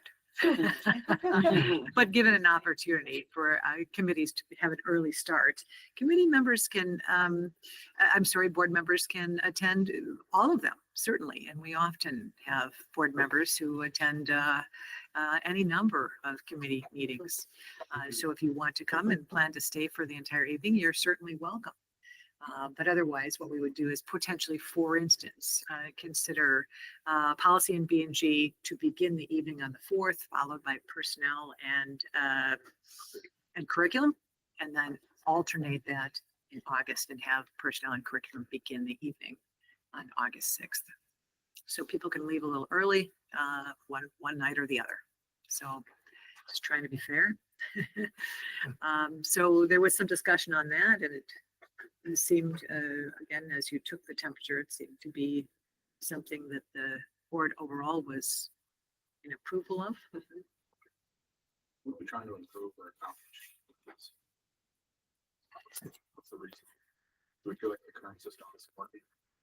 I think it was just for over the summer months. Because there wasn't as much scheduled or planned, and because it's getting harder with personal schedules to meet as frequently. So at least continuing to hold committee meetings, but Well, if we're not meeting as frequently, then the morning meetings may not be as frequent. I'm just trying to understand what the. Well, and I think this kind of dates back, I think we'd had this discussion probably 2 years ago, if not, earlier. And just never acted on it. It was just kind of bantered about, and I think the board considered it, and we just never did anything with it. And I think it just arises out of being able to condense things over the summer months and do it in such a fashion that you're able to have the bulk of everything presented to whomever wants to attend 2 weeks prior to a board meeting, and it's fresh in your mind. And potentially, if the board would choose, it would lessen the scope of the board, the committee reports that are presented at the board meetings. It would be, we'd be fresh out of committee, and if a number of board members attended, there's certainly less reason to do kind of exhaustive board committee reporting rather at the board meeting. So I think just a number of reasons. And administratively, Brandon, it just helps our team because it's tough with trying to get vacations in the summer to keep in the normal schedule, because then people Either they don't go on vacation and I want them to get away, get some vacation, get some break. This just enables us to plan around fewer dates. So we get better administrative attendance. We don't have to do it. This is just an idea. Yeah, just an idea. But in September, we go back to the old. Right. Yeah, I mean, this is a pilot. I mean, if we find out we really like it and it does serve a purpose we hadn't seen, perhaps we would stick with it. But if it's not enjoyed by the board, we would, revert back to what we're used to. Is there a reason that we would need to have the 2 weeks in between the committee and the board? Because if typically if I get my calendar back in whenever we set it, I usually put down the school board meeting so that I know how I'm in town and I'm not traveling at all on those. The third Wednesdays could potentially be a conflict. Versus the So second, you're the second talking one about I already have. retaining the The board second one I meeting. already have blocked Gotcha. Yep. personally for my stuff. You don't have to, we can put that one back. in, Yeah, whatever that the could go board back. wants to do. There's nothing wrong with going back to back if that's the question. Yeah. But we can do committee. And I don't know how everyone else schedules their time, but I just say, yeah, once we know that, I usually make sure that those are set on my calendar. This was honestly just to have kind of equal distance between the board meetings over the course of summer. Any day. I guess where my head's at, I expressed this a little bit before, but we're talking about more workshops, talking about assembling with the feeder schools more often. Those are all happening on evenings. They're all 2-3 hour meetings. This is going to be a 2 or 3 hour meeting. Board meetings 3 to 4 hours. That's a lot of evenings throughout the month. It's tough for board members with kids. Evenings are horrible. Yeah. Even So- that with kids, I play volleyball every once in a while. This is taking me. So, I don't know. I mean, it's only 2 months. I get it. We can bite the bullet here and test it out. Because July, the proposal is we wouldn't have any committee meetings, is that? Unless Yeah. it's urgent. Unless it's an emergency. Yeah, I mean, if something For arises. every month. It's not, people still want to get some committee. Yep, like I said, this is just an idea. We can keep Yeah. things the way they are. I mean, I would rather, if we don't need to have a meeting, let's not have a meeting. Right, and we've done that. The hard part for us is If that there's decision may nothing- not be made until we can, Yeah. because Right our before. vacations, you can't plan them when it's on the books. So Yeah. It's your vacation. You don't need to plan your vacations around our committee. we pretty much do. Shouldn't. Yeah. I'm telling you, you should. That's a good point. Right. Well, with curriculum though, with the departments coming in, I can't see teachers going home and coming back in the evening to present. I think they prefer, before school starts to come in. But this is in the summer. This is Yeah, I know, summer, so but it's, You're a pilot, but yeah. you're thinking about maybe carrying out if this works, but I wouldn't like to see it continue based on just my committee, but for the summer, I don't, it's okay. Kendra, were you able to get some input from teaching staff as to their availability and their preference or non-preference for this? Teachers. Gotcha. The summertime, we typically try not to ask them because they are on vacation. Right. They're not working, so Okay. they really shouldn't be impacted by this too much. Sure. Makes sense. Yeah. The hard part with teaching staff in the mornings right now is, as you've noted, they now have resource Yes. periods. Yes, sure. And so that's been a little bit of a crunch, like we have to cancel their resource period to keep them there for the full committee, but I mean, that's just one thing. Yeah. But coming back in the evening, I don't know. This intention was for summer. Yeah, summer only. Summer, at least for Yeah. the summer. Yeah. The goal was keep these committee meetings short, because we don't want to have 4 hour meetings. We were thinking there's less necessarily to be done. That was all the intention, was actually have less time. Yeah. To your point, Brandon, knowing there could be other workshops, so we're trying not to have any more meetings than necessary. I know when it was first approached to me or as the group, I was all in favor of it because I know at least for me personally, especially now I have a boss on the East Coast that's, Yeah. Sometimes I do have those 6:30 in the meetings if it's doctor meetings and stuff where it's a challenge for me to make the committee meeting. And we've been pretty good at trying to stop at 8:00 compared to years past, but it is a challenge sometimes with at least my work schedule Yes. of attending. Yes. You were particularly favorable in your response. So was member Adsett. Yeah, I work in Madison and it's very difficult to be here when I'm supposed to be there at 8 and be here till 8. So there'll be like Monday's meeting, I'll be calling. It's not a problem. Yeah, can't you click your handles or something?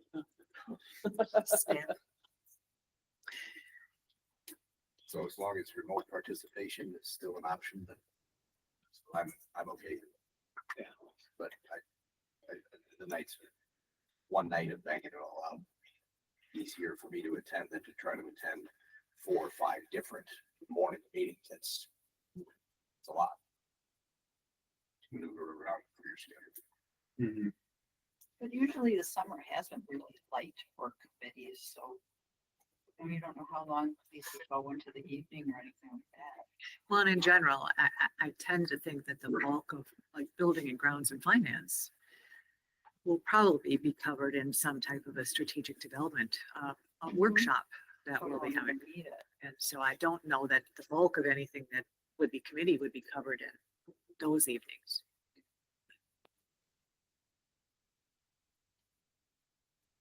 Any further discussion?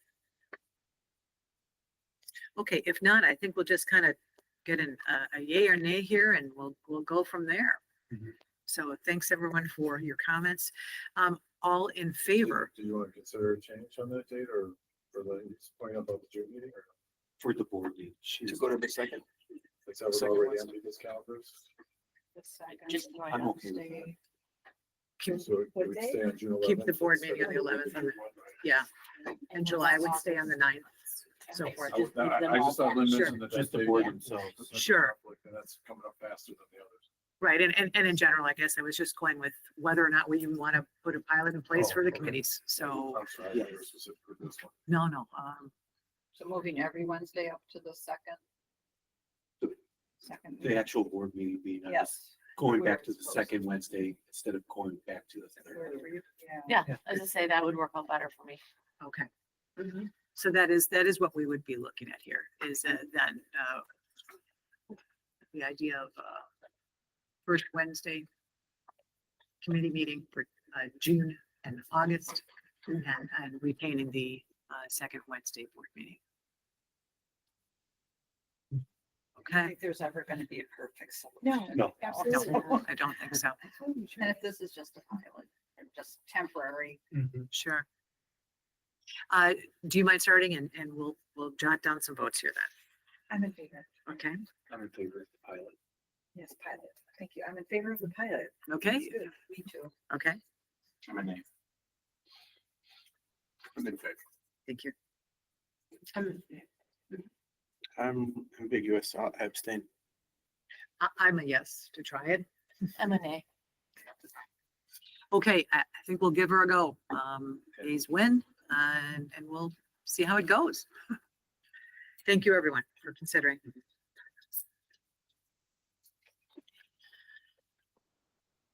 So it's just the 2 committee meetings are changing. It is. Board meetings remain the same meetings. All board meetings over summer remain the same. It just applies to June and August. Okay, moving on to policy committee report. Chairman Ferris. Thank you, Madam President. So we had a very robust meeting again. Thank you for all people attending here.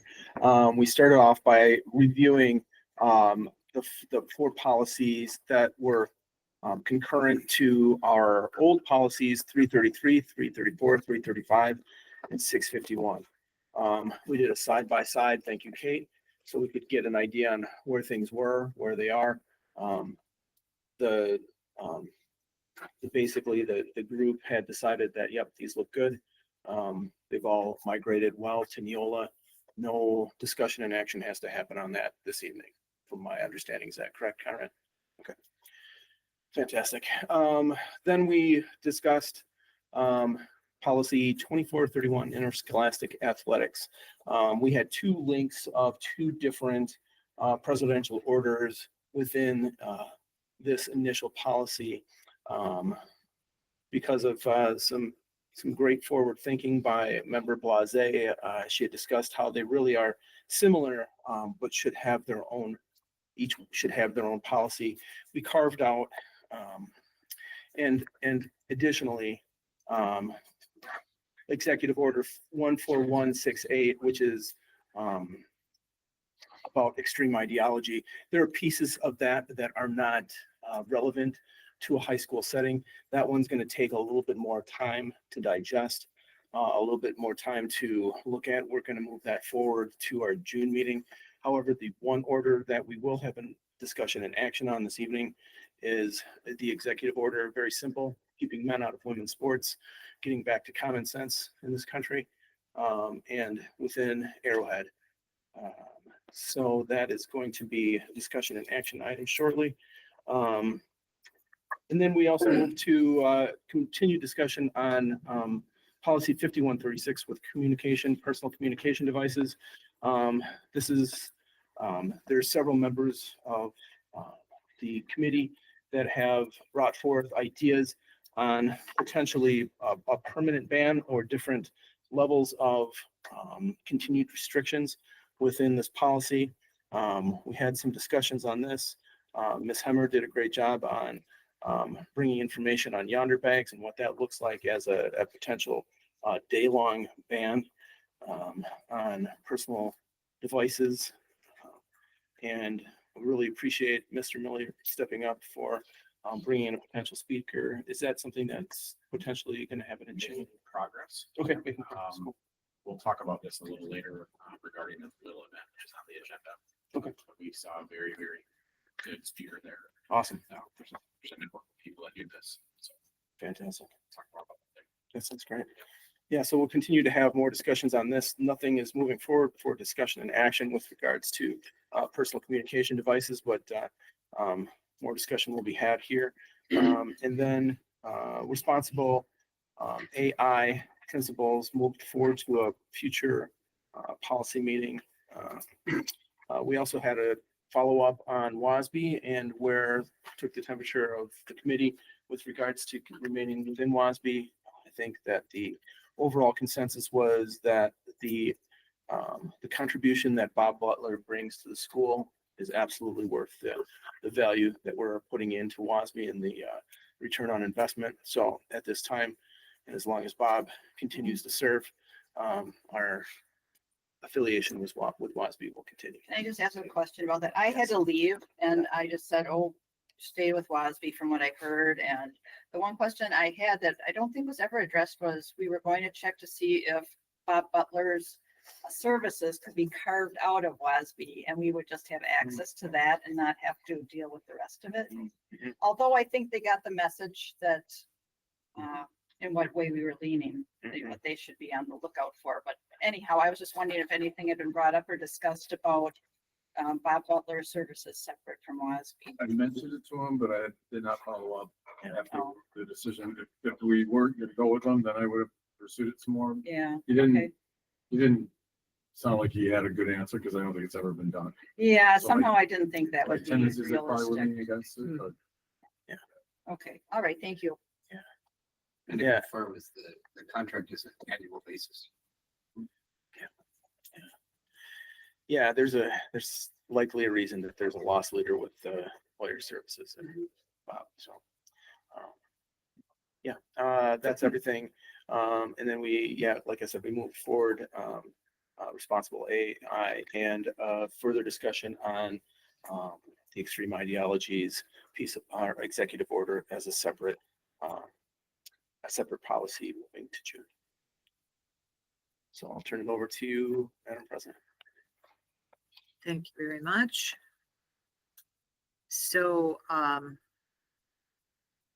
having advanced this policy out of committee, I'm entertaining a motion right now for policy 2431, interscholastic athletics revisions. I think there might need to be a slight wording change on the policy here. So we're only approving one presidential actions has action, to be singular. and the bathrooms is not listed in the keeping men out of women's sports executive order. It's just locker, it references locker rooms.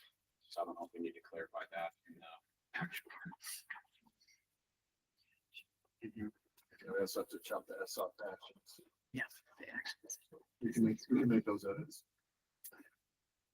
Is that okay? Just to make it.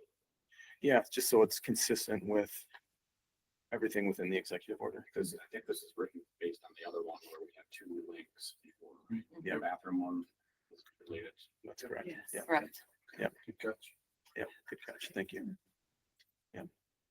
And that will be covered within the other one. Yeah. So we'll be covering both of them eventually.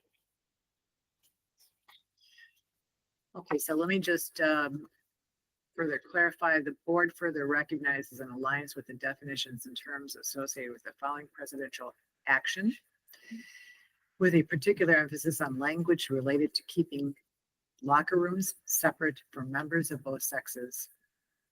And that's the executive order dated February 5th of 2025.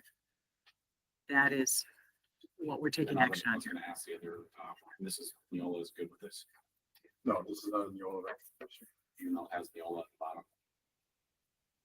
All the rest of the language is Neola's language, so all of the Neola language they're fine with, but this added stuff is not Neola approved. Neola So does it'll not recommend- probably, when this gets to go through They'll probably Neola, take that off. they'll take that They'll off take and that put off. Arrowhead down on the bottom. This is just a copy. This is a template, yeah. This is our copy template until it goes to Neola. This is then consistent with WIAA policy at this point. Yeah. And also all federal funding is tied to it.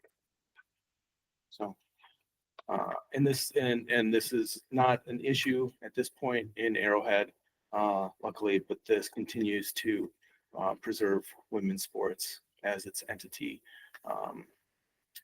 for them to compete against themselves as it should be. I'll make a motion to approve it with the changes we discussed. I'll second. Is there any further discussion? I have a question for the administration. Jeff, do we have insurance for the district? Yeah. So if we were to be subject to a lawsuit, we have insurance that would handle it. Ask that more for public comment, make sure that they understood. Anything further for discussion? Then, all in favor of policy 2431, as we've stated, say aye. Aye. Opposed? Motion carries. Thank you, Madam President. And do we have a, yes, we do, June 4th, policy committee meeting. Thank you very much. Thank you. Okay, next up is other reports. We have WASB and the need to appoint a delegate and an alternate for the 2025 WASB Delegate Assembly. I had served in that capacity for the past 2 years. It actually was quite an honor, and it's an interesting process. I enjoyed it very much, and I would extend the honor and would nominate Member Blaget to that, as she often serves lead on a lot of our legislative issues. Would you accept that? Yes. Thank you for that. That's awesome. Super. We do need an alternate.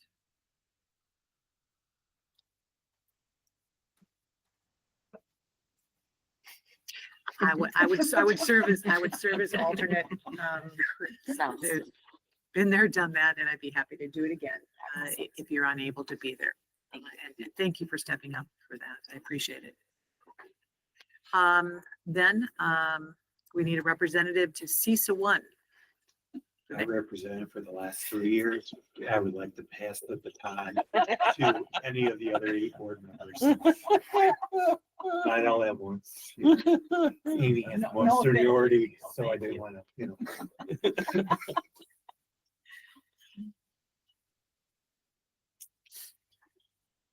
Who is your CISA delegate at the Department of Lakes?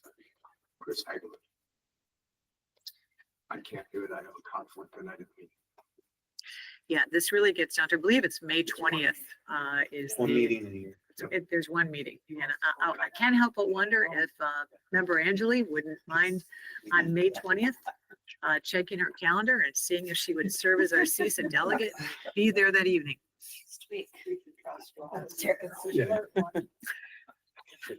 3 years, I think. Yeah, it's impressive. Quite a screen. Then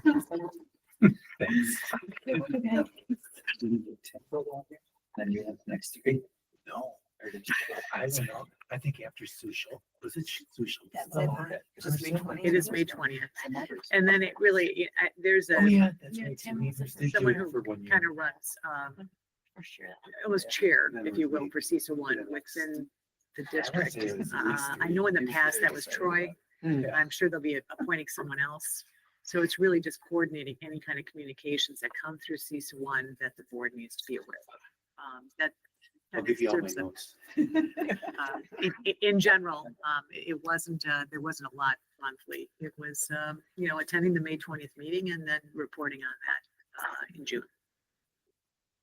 I would be glad to do that.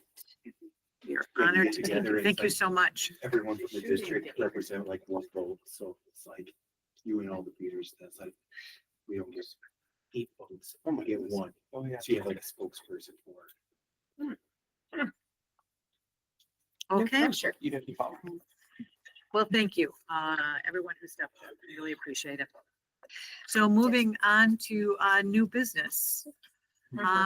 We scheduled some time, for, comments, knowing that we had really, really great board attendance at the school board assembly, last Thursday evening.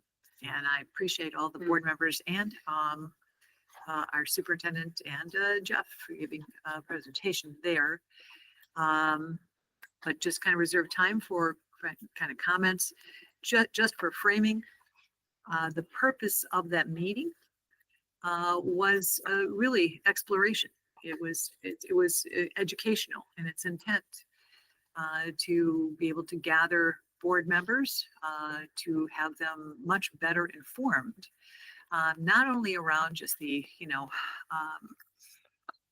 topic of public school finance, and to learn from one of the best that we have at our advantage, but also to hear from Ron Russ, the superintendent, who delivered the presentation on consolidation process kind of in time frame. So again, it was educational in intent. There were no discussions, there were no actions following that educational session. And, I guess the way I look at it is at this time when all school boards, certainly ours, is looking at doing strategic development and planning, kind of colliding with a lot of fiscal challenges. To be able to explore every single option available to a school board seems to make sense. And so again, the intention was to educate and make sure people were aware of this as an option. So any comments from the board members that were in attendance? No, I thought it was good. I mean, Jeff had a great presentation, but Ron kind of shedded light of his experience with I didn't realize the Harlech Lakeside and Merton were entertaining that option, but just kind of showing the rules and guidelines where I think it's a long education process. It's not a snap of the finger and, voila, it's there and ready. So there's just a lot of planning, but I think it is one of those things that we just have to do like the due diligence. Like, is this the right route to go? Because I feel, it's for the education of aligning students as they enter high school in Arrowhead, looking for the win there. This could be a solution to that. At least that's what I think. But also financially, is it the win there? And I know Rod said, hey, there's winners and losers where, it's kind of like a marriage where, if that one has a debt, it's coming along with it. But it is one of those things that at least for me, I want to know is like, okay, what is, as along with the 75% of households that don't have kids, what does my tax bill look like if this gets consolidated? Are we talking, how much savings is there to evaluate this? Well, it also sounded like the people in Madison are encouraging this to happen in more schools. So that's kind of a good sign too. I thought the presentation was really good. I thought you did excellent, Jeff, and Ron knocked it out of the park. Just so entertaining, and I learned a lot. When Harlem Lakeside and Merton were talking about it, that's basically about all we did. We had one meeting and it fizzled. Oh, So okay. it never went far. So it's like, who's going to be on the board? Who's going to be the super? And it just never went anywhere. So. But, Yeah, walking away from it, I learned a lot. And the one key takeaway that I had after some reflection was we need to keep moving the chains forward. Overall, so even if we choose not to do it or figure out a test or want to look at some financial scenarios where there is some sort of combination, I think it's something that we owe our constituents to at least explore and understand implications so we can speak knowledgeably to it, either kill it and not have to think about it for the future, or still keep moving this forward. In the event that it's going to help our taxpayers. And to Brandon's point, I think even just continuing the conversation, just in general, not just on consolidation, but how are we working together as feeder schools and the high school? The fact that this is really a new conversation is sad, but we've started the conversation, so we need to continue the conversation. We established that there are a lot of newer board members. There are some that have been on boards for a little while. I mean, Amy has been here for a little bit, but she was on Merton previously. But a lot of folks, it's 1 to 5 years. So I think that's encouraging, just to at least be talking. Ultimately, this is where all the kids end up. So we all have the same concerns, same interests. And Brandon, weren't you the one who suggested the board members from the feeder schools take this back and start to talk about it? So I hope they do. Right. And I hope that more feeder school board members start to attend. And North Lake didn't have anybody there, but They did. didn't. Oh, they did. Oh, They okay. did. Oh, I didn't. They definitely They did. left, they left a little early, but They actually had Oh, both here. superintendent and oh, they one or two board did? Yes, members. they did. Oh, They didn't join okay. us at the the general table. Oh, okay. I wasn't aware. Yeah. I must have missed when they were introducing her. I think they might have been actually, maybe were behind you even. I don't know. but, Oh, They're okay. behind you. Oh, okay. Yeah, I think that there's so many good things about having this discussion. I mean, the biggest piece I think is what you brought up, Kim, is that there's multiple districts that are having huge financial struggles. We're one of them, and as this discussion continues to evolve, talking about this as not just unifying, 2 different schools, but unifying as a district could give us a lot of latitude and a lot of leverage. And I was my eyes were really opened with, I mean, first of all, I don't know how many presentations I've listened to with Jeff, and every single time that you do a presentation, Jeff, there's at least 2 or 3 new things that I Right. pick up and I'm like, wow. I know it's the That's same stuff. it's but I well, know no, there's like additional, you keep adding new stuff. It's amazing. And so we are absolutely the best educated financial board, I am sure, in the district. And, hats off to you for that. In the game, your data visuals are up. Yeah. Better throughout the years. Yeah. So thank you all the time for that. But then the piece that Ron brought to the table, which I thought was fascinating, is that this doesn't have to have the full support of every school. All we need is 55% support of the students within the district. So just a few of the feeder schools have to be a part of this to say, yes, let's talk about continued move the goalposts, as you're saying, Brandon. I think that's the right discussion, because it's not only fiscal, but it's also added opportunities for these kids in these really small schools that don't have resources that they really need. Speaking anecdotally, I had one of my daughters that was in reading recovery from like first grade through sixth grade. And because of that, she's an amazing reader today. Would that happen in North Lake? Unlikely. Would that happen in these small districts that they're graduating 25 kids? I don't think so. So we're really doing our kids a disservice by not giving them more opportunities as well. So I think it was great. And hats off to Kim and Chris for continuing to facilitate all of this. Thank you. I guess my question would be who has been setting up the meetings or sending out the invites to the feeder schools? Because maybe it'd be good to put a reminder like July 1st or after the holiday. Reminder all boards, please put this on your agendas so they have those conversations at their board meetings as kind of Sure. proactive stuff. I can put something on that. Sure. Yeah, we should. It's a good thought. Another date. There is another date. We targeted, I believe, August 21st, if I'm not mistaken.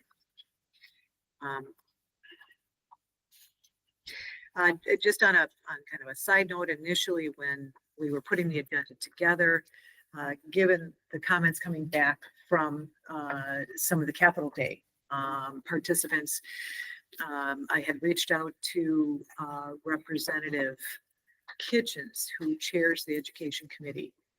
And he, provided a little additional insight as to what, bills they were looking at having reads on in the committee.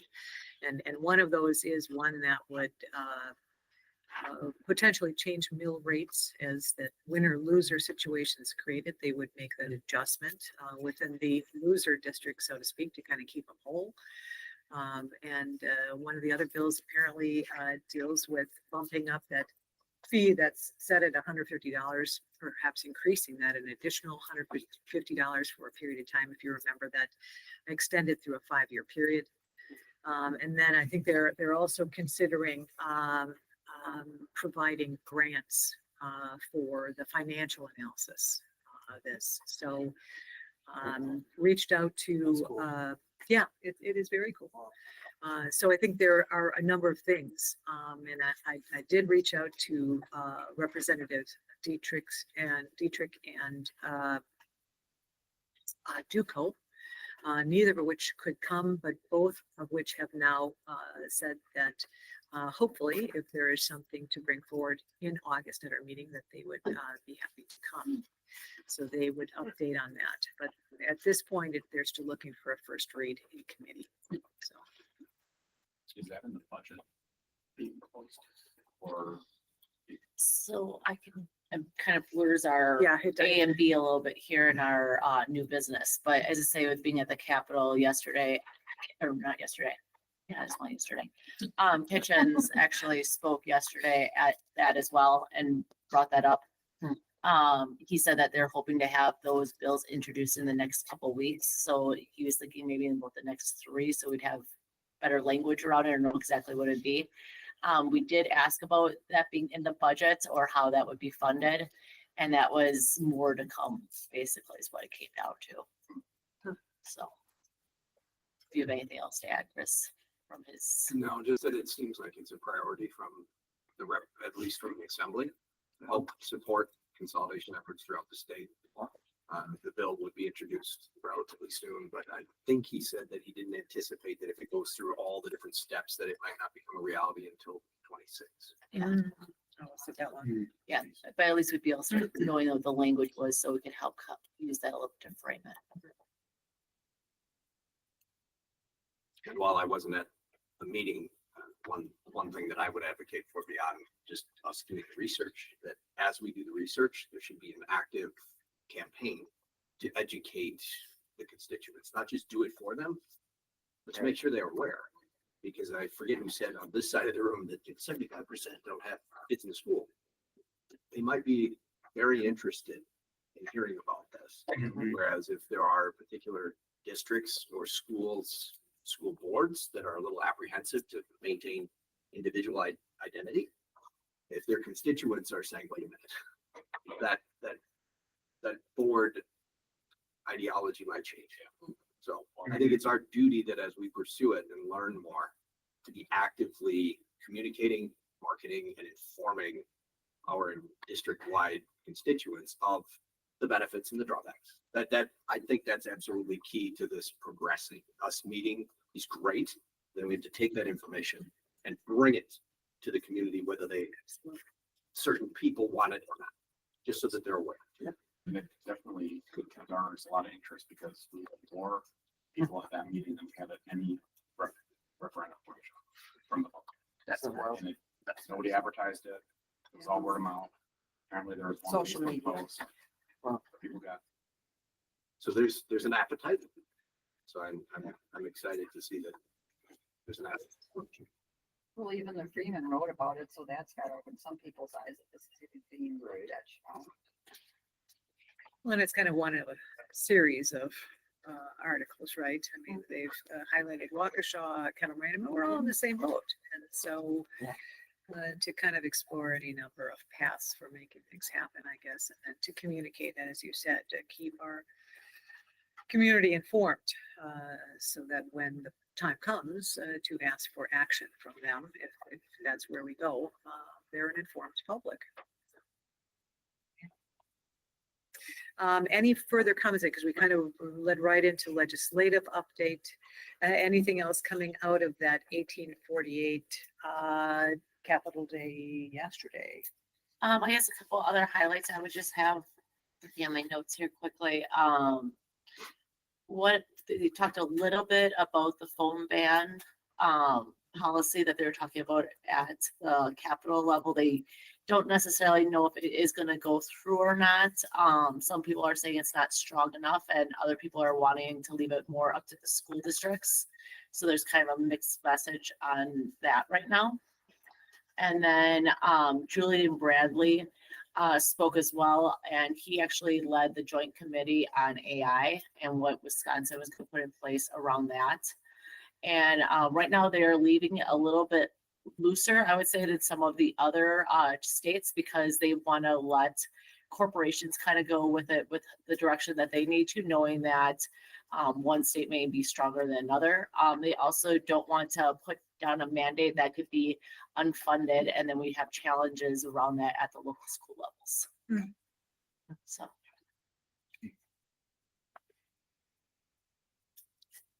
Anything else further from you? Remember that you went as well, correct? I did, yeah. Yeah, I think she summed it up very well with the AI. He gave an example of 3 states that in his opinion, and the committee's opinion, overreacted and over legislated quickly to prohibition and overseeing AI. And now they're trying to backtrack. I think he said it was Connecticut, Colorado, and California over litigated quickly, and now they're in a stuck spot.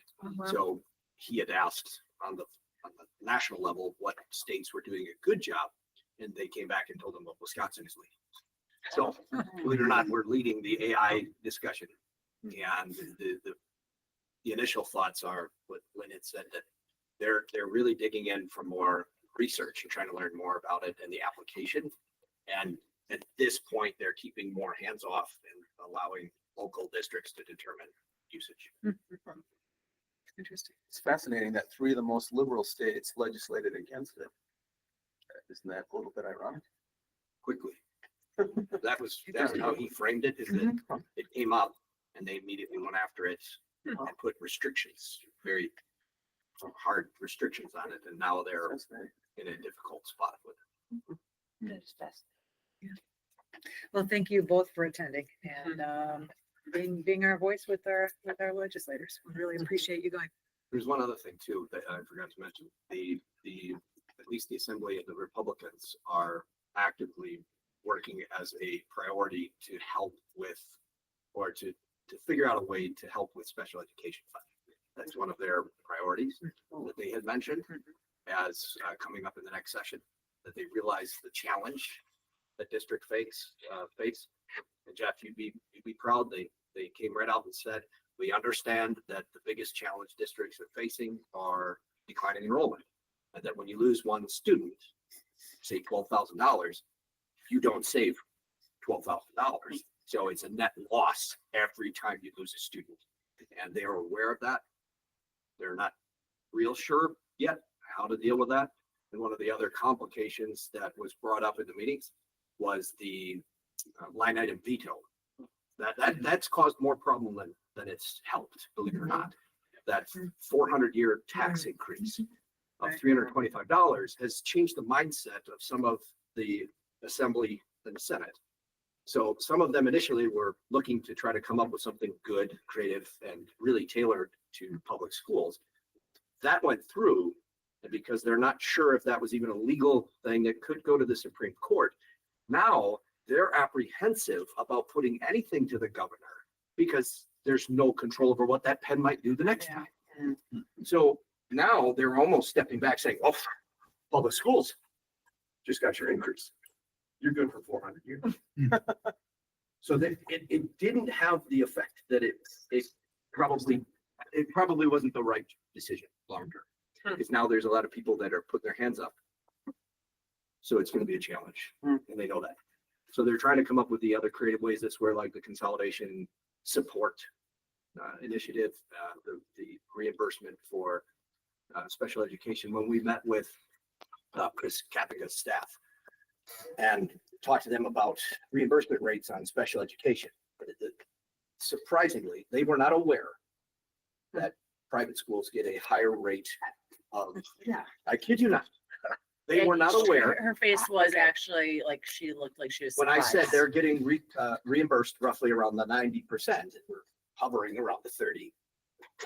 I Sure. I spoke with their staff specifically at the last biennial budget. Yep. So As, they as were- things were about to go to vote. They were And shocked. I said, I mean, you know, and I called their office probably 3 times and So- spoke with staff. So that somebody knew. So I think it's good. And we have to continue to encourage other districts, our own constituents to communicate with our representatives to make sure that they understand that these are real issues. These are challenges that we face, because then it prevents them from saying, well, I didn't know. No, you have to know. There's a real discrepancy between how schools are funded. Public schools are at a significant advantage. We're mandated to take these high cost educational opportunities, and yet we're given even less than the others who can choose to take it and get reimbursed at a much higher rate. So they're aware of it. I don't know if they have a plan yet, but they're aware of it and they want to try to do something to help with special education. I did hear the same message from Representative Dietrich when I met with her, that she was really pushing special ed funding. So there is I think a clear thought process on their part that they're behind promoting that. Well, thank you, everyone. Appreciate all the input. Next up is discussion and action on open enrollment. So Jeff, if you wouldn't mind. Just some reminders, back in January, you approved the number of seats that we would open up here. And so now we're at the next step. Families have applied. We've got a list of applicants, both in and out. And so now we have to act on those applicants. So then the families can make a decision whether they're coming in or choosing us or choosing a different district or going out and choosing another district. So the first handout, or the first link there for May board approval has both the ins and the outs. Just a summary. This is what you're actually voting at. So for the projected open enrollment in, we've got 64 freshman applications and 12 others, 10th, 11th, and 12th grade students. Now remember, we didn't open any seats in 10th, 11th, and 12th grade back in January.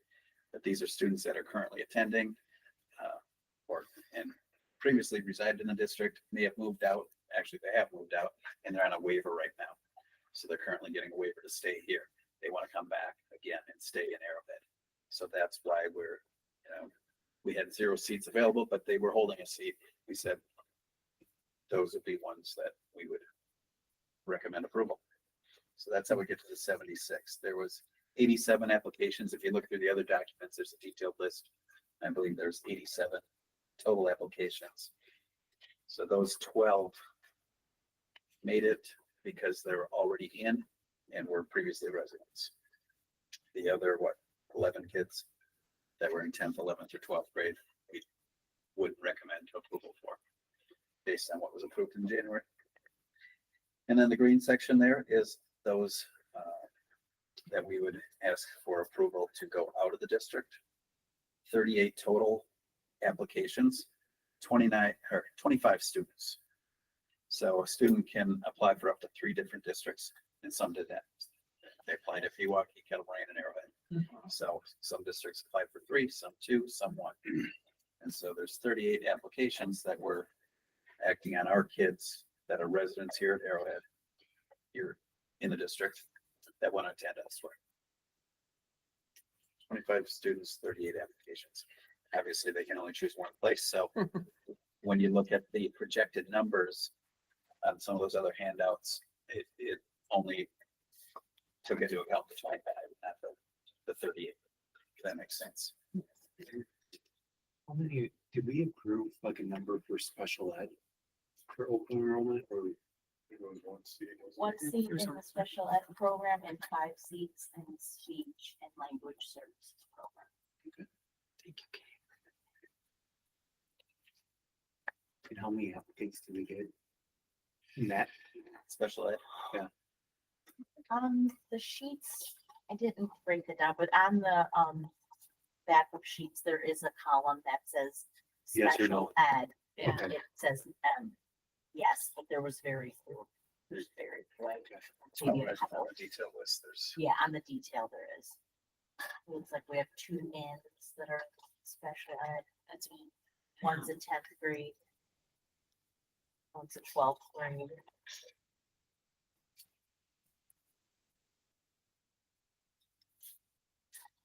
So Not a lot. It's all on the list. on the detailed list that goes through all the students, I think it was the 25-26 open enrollment out. 10th graders in particular. There were a number of 10th grade Arrowhead students. I think there were 6 of them, which was it just hit me as unusual. Do we know why? I mean, it's just kind of a sudden spike. the applications don't tell why. Oh. They just tell who they're applying to, I believe, right? What It does. districts they're, yeah. So on the sheet that talks about summary out, Yeah. I did list, because I know there was questions previous, which ones were virtual. So you can see on that Yes, list, yeah, where that accounts yes. for. So I would probably guess that. Well, these 6 students were actually, they attended Arrowhead and they're opting for another school. It's not a There's no virtual. way- There's no way to know why. Okay. And if they applied out, there's no way to tell that they're actually gonna go. Oh. Because just because they've applied out, it doesn't mean that they're going to, one, be accepted, because we don't know what the other school's open enrollment is. They may not have any open seats as well, so those kids may not leave, or they may choose to stay. I've seen kids, they fill out the applications and then they just stay anyways. So at this point, we don't exactly know until all the acceptance and denials have come. So then at some point, Jeff, it becomes kind of difficult to provide an exact hard and fast number for open enrollment in and out at some point, doesn't it? It If changes that's the case. I mean, to our community members' point, that it's a bit in flux all the time, right? So there's really 2 major count dates, the 3rd Friday in September, 2nd Friday in January. Those are typically the 2 different counts. Yeah. And those differ. Yeah, So, yeah. So it's always important to know which count date are you talking about. There's also an October count date for special needs students. So but it's generally, people are talking about 3rd Friday count. If they're talking revenue limit, if they're talking state aid, they're talking about both of them. Because they're taking the average of the 2 for state aid purposes. So membership is a different number for state aid purposes than it is for revenue limit purposes. are calculated differently. And for open enrollment, just because the regular open enrollment period is now done, July 1 starts the alternate open enrollment period. So, What's that? so anybody who didn't apply during this time, they can still apply for open enrollment all the way up to legally like January. You're not supposed to, after you do your counts for the next year, you're not supposed to do any Yeah. more open enrollment. Although I do still get some people sending me stuff after the January. So all the way between July and January, we still could be accepting, for us, it would be freshmen only, because that would be the only place we have seats open. But we could still have students going out, and that changes all the time. Kids are always coming and going, so. Yeah. Years ago, when I first got into this, there was a window for open enrollment. And if you missed that window, you missed that window. Yeah. Since then, it's been expanded. You can pretty much open enroll about any time of the year. And the alternative open enrollment. It used to be just open enrollment window and then waivers. You had a current year waiver and additional year waiver. And that was it. And then you had to apply. The waivers would get you there, but now there's some waivers that don't even make sense anymore because they can use an alternative open enrollment application instead. So it's just made it a little easier for families maybe to get there at any point in time, but more complicated to manage. Is it ever legal to have a disclaimer on the bottom of these forms to say why are you choosing to open roll in or out? Is that? It's not our It's a state- application, it's it's a state- It's a state form. thing. And I noticed that, I mean, at least for me, and maybe I wasn't paying attention in prior years, but I hadn't noticed that we were accounting for home-based education so much in the past. And clearly there's a mechanism now to be able to monitor that. You're picking it up on the ins and outs. Are we able to monitor that on a larger scale? To know what percentage of kids don't ever pop into the school system, but are home-based education within our Arrowhead community? I have the numbers every year. I look up the home-based because I count them in our library. I can Okay. count those kids Yeah, because it's a community census, but it would just be interesting to know trend-wise. I could look back and pull something together. Just based on that report, I can pull a common school fund report. There's a website, there's a DPI report out there for it, but Oh, there is, I'll okay. pull that together for you. If it's not too much trouble. I It's mean, just it is. numbers. And I don't think it even tells me grade. I know the number that are age 4 to 21. Okay. Put together.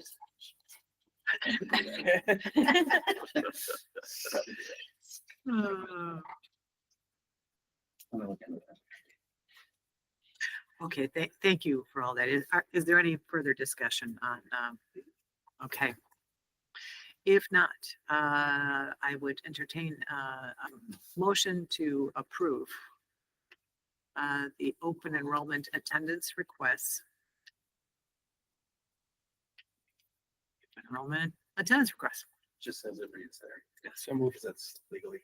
Yes, we need. Okay, so I we need provided students. provided students meet the criteria as outlined in state statute 118.51, which includes no expulsions or pending expulsions, no habitual truancy issues, and space availability as determined during the January 15th, 2025 school board meeting. So moved. I'll second that. Any further discussion? All in favor, say aye. Aye. Opposed? Motion carries. Thank you. Okay, selection of school board members. We have the honor of having 4 board members that attend the commencement ceremony scheduled for June 7th this year. This year it's gonna be 3. Well, I think we've got Mr. Langer Yep. will be there. And parents. So member Bedecker will be there. Member Blanchet. So we have 3. So We need to select one more. we need to select one more. So I have names of everyone, so if you are interested in attending, please raise your hand. Every- Unable, so you can take Yeah. my name on that. Okay, I'm interested, but unable also. You can take my hat. okay, so I'm gonna take out Brandon, I'm gonna take out Chris, and I'm gonna take out Lindsay. Okay, so then who I have in here is Chris, Atsit, Amy, Ann, and Kim. So how about we let Lynn pick one? All right. Yeah. Sounds No great. pressure then. No Okay. pressure whatsoever. This is very, very All high right. class here. Just pick one. No. Okay. Chris Atson. Ooh, you go. nice. You're in. Excellent. Mhm. Good. First year. Well, that's an amazing experience. No, if you do this for another 12 years, you could do it for your. I'm tough there, Chris. I would like to, and maybe off to the side, but there are a couple special kids who are graduating that I would like to be there to shake their hands.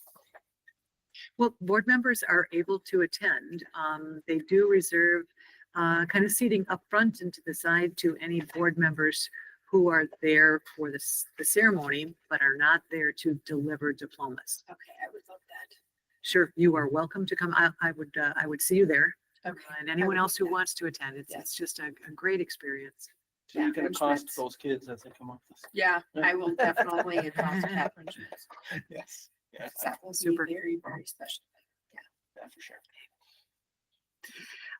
Next up is the Will Summit, the Will Symposium. We had a number of board members in attendance. We thank our district for allowing us the opportunity to attend. It was, in my opinion, another exceptional day put on by Will. So I'll kind of open it up and allow comment from those board members that were there and want to offer some thoughts. Yeah, I'll start. I thought that was a great day. A few takeaways that I had was, hats off to Kim and Chris over here in terms of some of the policies that you guys pushed for, 2-3 years ago. It was truly ahead of the game in terms of limiting this district's risk in terms of forward-thinking policy. So thank you guys for getting that. It was clear that there's some schools that are still struggling with that, getting in trouble for it. So we're ahead of the game. So let's go. Thank you for that. There was a lady that gave a speech about the phone-free school movement, phone-free bell to bell. So we're no longer calling it a ban. It's bell to bell. Big part of the Mhm. communication efforts, but it's phone-free bell to bell, and I think we would benefit having her or someone like her speak. So I've started to reach out. A lot of them are actually asking for speaking fees. Unfortunately, she actually cost you $15,000. Wow. To get that speech. And she was remote. She was remote. We're doing the wrong gig here. Well, We got a whole lot more. pass that policy and there you go. You can go on the circuit. Yeah, we're not gonna Your use spare a lot of smaller scale speakers that we can potentially lean into. And unfortunately, got me even more excited about the policy. But there's the best part about it is there's so many resources out there. There's so much advocacy. Stay on it. And like I said in the committee meeting, I'm here to help some with rolling. If we decide to go forward with it. So, yeah, those were the two biggest takeaways that I had. There's a whole lot more that I can get into. Those were the biggest things when you come up. I like that bell to bell. Yeah. Yes. I love it. Yes, absolutely. Yep. Member Angeli? Just to add on to what Brandon was saying is that they had a lot of feedback, or the speaker had a lot of feedback from students.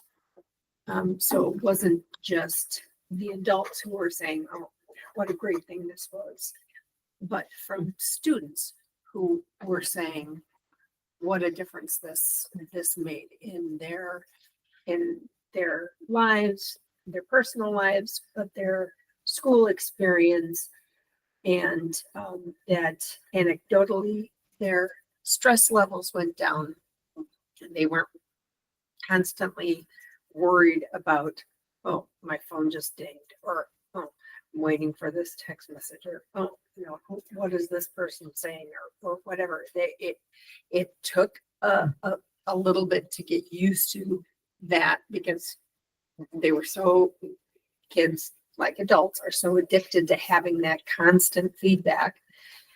But once they got over that, it was really quite a relief to not have that constant stress throughout the day. So I was glad to hear that from young folks, that it wasn't just, oh, the adults are saying, oh, you should do this. The kids are actually saying, thank you for, you know, we didn't realize how bad this really was. Thank you. Member Wood? I thought it was just really insightful, probably one of the most valuable opportunities I've had. Just from responsibilities of a board member to the strategic thought of board members to rolling out policy thoughtfully. The information was just executed flawlessly. The speakers were great, and just provided me a lot of foundation of how to move forward with a lot of Board of Education stuff. So really appreciated it. Excellent. I would add, you know, kind of the same comments. I think it was really valuable. They kicked off the morning with kind of a trio of presenters that started on the whole topic of civic education of kids, the imperative basically of civic education. And it was certainly geared towards mandating, if you will, a civic course in high school, right down to, you know, mandating testing at the fourth grade level and ensuring that fourth graders can test to where they need to be with regards to a civics education. What their premise was in general was that if we don't, in fact, teach things that arise out of civics that deal with character development, moral, ethical development, virtue, that in fact, we will not be promoting citizens of tomorrow. They did encourage board members to consider, if we don't have a mission statement that includes citizens of tomorrow in our mission statement, that we ought to think about that. And I know Member Miller has suggested that we revisit our mission statement. You brought that up a number of times, and it probably does deserve some attention. So, you know, just a lot on that whole thing, an emphasis on, you know, teaching, you know, a core curriculum and extending that out to, you know, development of moral, ethical decision-making within a family and within your community. There was another presentation apart from the phone one, which was a good one as well, that was on school safety. And I thought it was, you know, really very, very timely. It was delivered by a gentleman named Ryan Petty, who tragically lost his daughter in the Parkland shooting. A tech entrepreneur, very, very bright guy, who kind of moved into the school security space. It sits on the state board of safety, school safety, and made a lot of, you know, very strong recommendations for board members with regards to, you know, I think the intensity with which board members should be kind of intimately involved in the planning for planning around our safety booklet and our safety, what do you call them, exercises at school.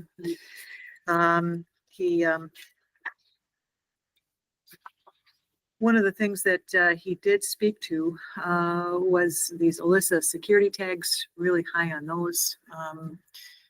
just a whole different security mechanism, right?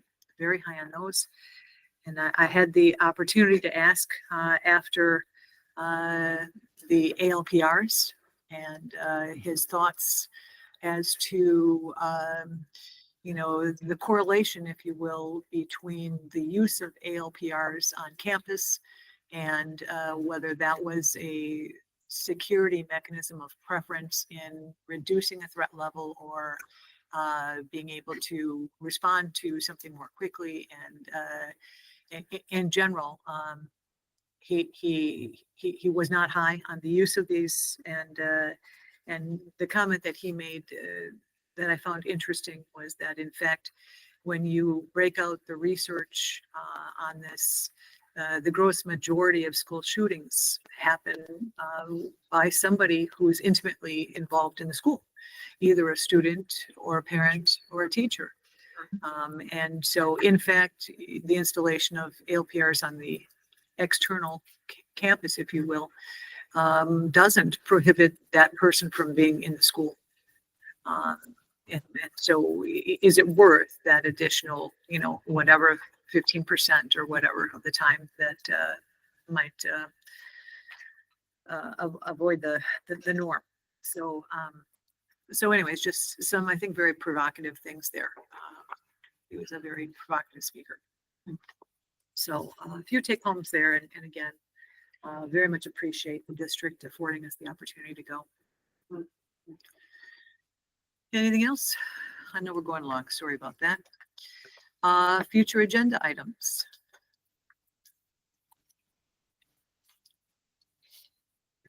Date for a workshop on the calendar. Let's circle back to that. Thank you. But now we've got committee meetings and board meetings. Imagine all the green is 1 week up. Are we solving for that tonight? Pardon me? Are we solving for that tonight? Yes, please. Yeah, so if you could. The original proposal was June 9th, is that right? The workshop. That was the original proposal, but I think the board meeting will now be on the that's right. 11th. So 18th maybe. We could look at the 18th or, Thursday, the 12th. Potentially Thursday, the 5th. Is it too late in the game to do it in July? Because then we can have just 2 meetings in each one of those months. Or it's too late probably, right? I tend to think, in fact, I think absolutely in June is when to do it. Okay. Probably the sooner, the better. So we can start considering direction here. If you want future boards to have a discussion. Yeah. I don't know where they're at on their May board schedules or June. I want to push it back then. Make sure that their boards have a chance to meet before they get back to the larger group. This is a referendum. I'm sorry, my bad. It's okay. Yeah, no, a lot of meetings. We've talked about a lot of meetings here tonight. I know. Makes your head spin. Yeah, that one's August 21st. So we've got, no, that's okay. I know. We're going long here. So is a Thursday perhaps the best night to target? The 12th or the 19th? 5th, 12th, 19th. 12th would be the day after the board meeting. It would. Mhm. Is the 5th too soon?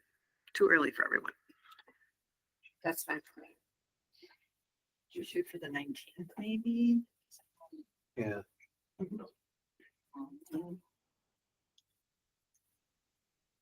Or the Tuesday. Tuesday?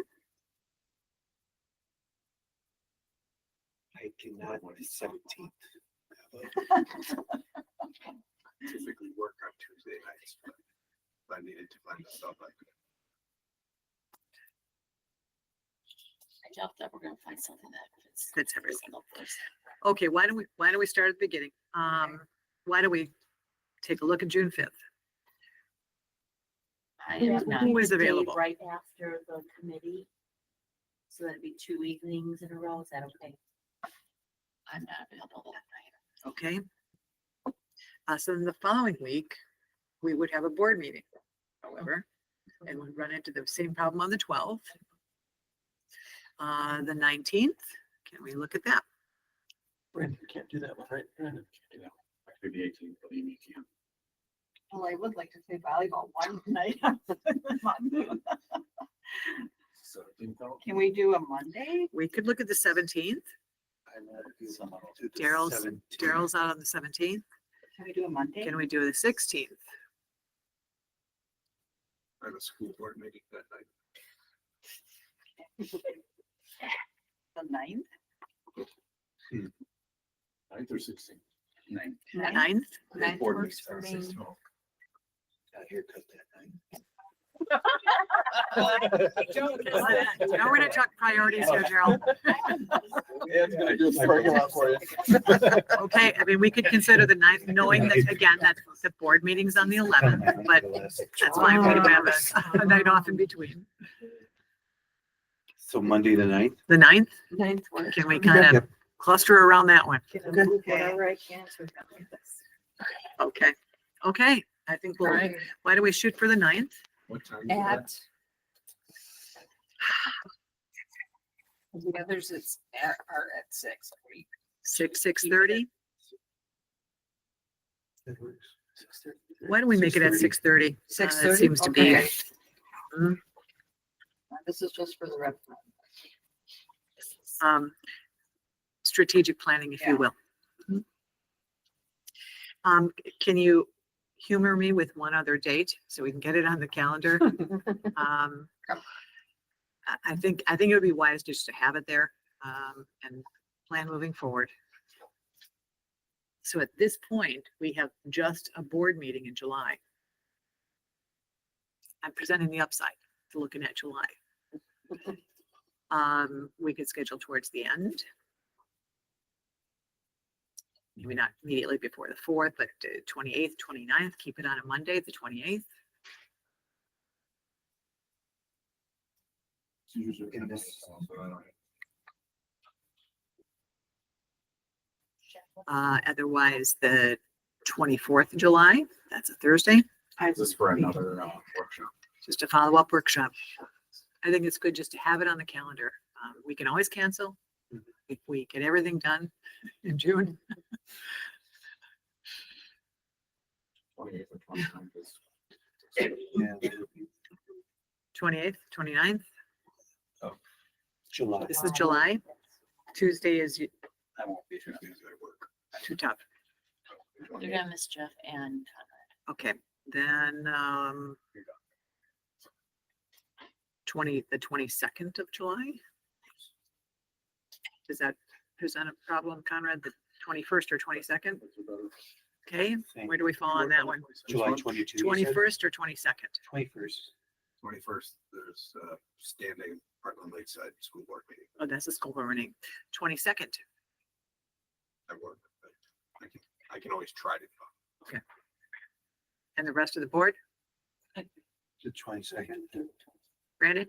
That works. Okay, why don't we shoot for that? And then Chris, if you can, that'd be great. Okay, yep.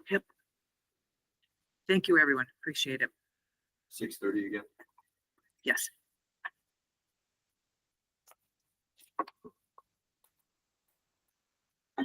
Okay. Hearing no future agenda items, we're going to make a motion to convene into closed session pursuant to Wisconsin State Statute 19.85. Pursuant to State Statute 19.851C and State Statute 19.851E, the board will move into closed session to consider compensation and performance evaluation data of the superintendent, 24-25 compensation and performance of administrative staff members over which the board has jurisdiction and exercises responsibility, and 25-26 compensation and performance of teachers, administrators, and support staff over which the board has jurisdiction and exercises responsibility. The tentative agreement between the Arrowhead Union High School District School Board and the Arrowhead United Teachers Organization regarding total base wage salary increases for the 25-26 school year. Do I have a motion to go into closed? I'll make that motion. I'll second. All in favor, say aye. Aye. Opposed? Thank you, everyone. Sounds great. Gotcha. Thank you.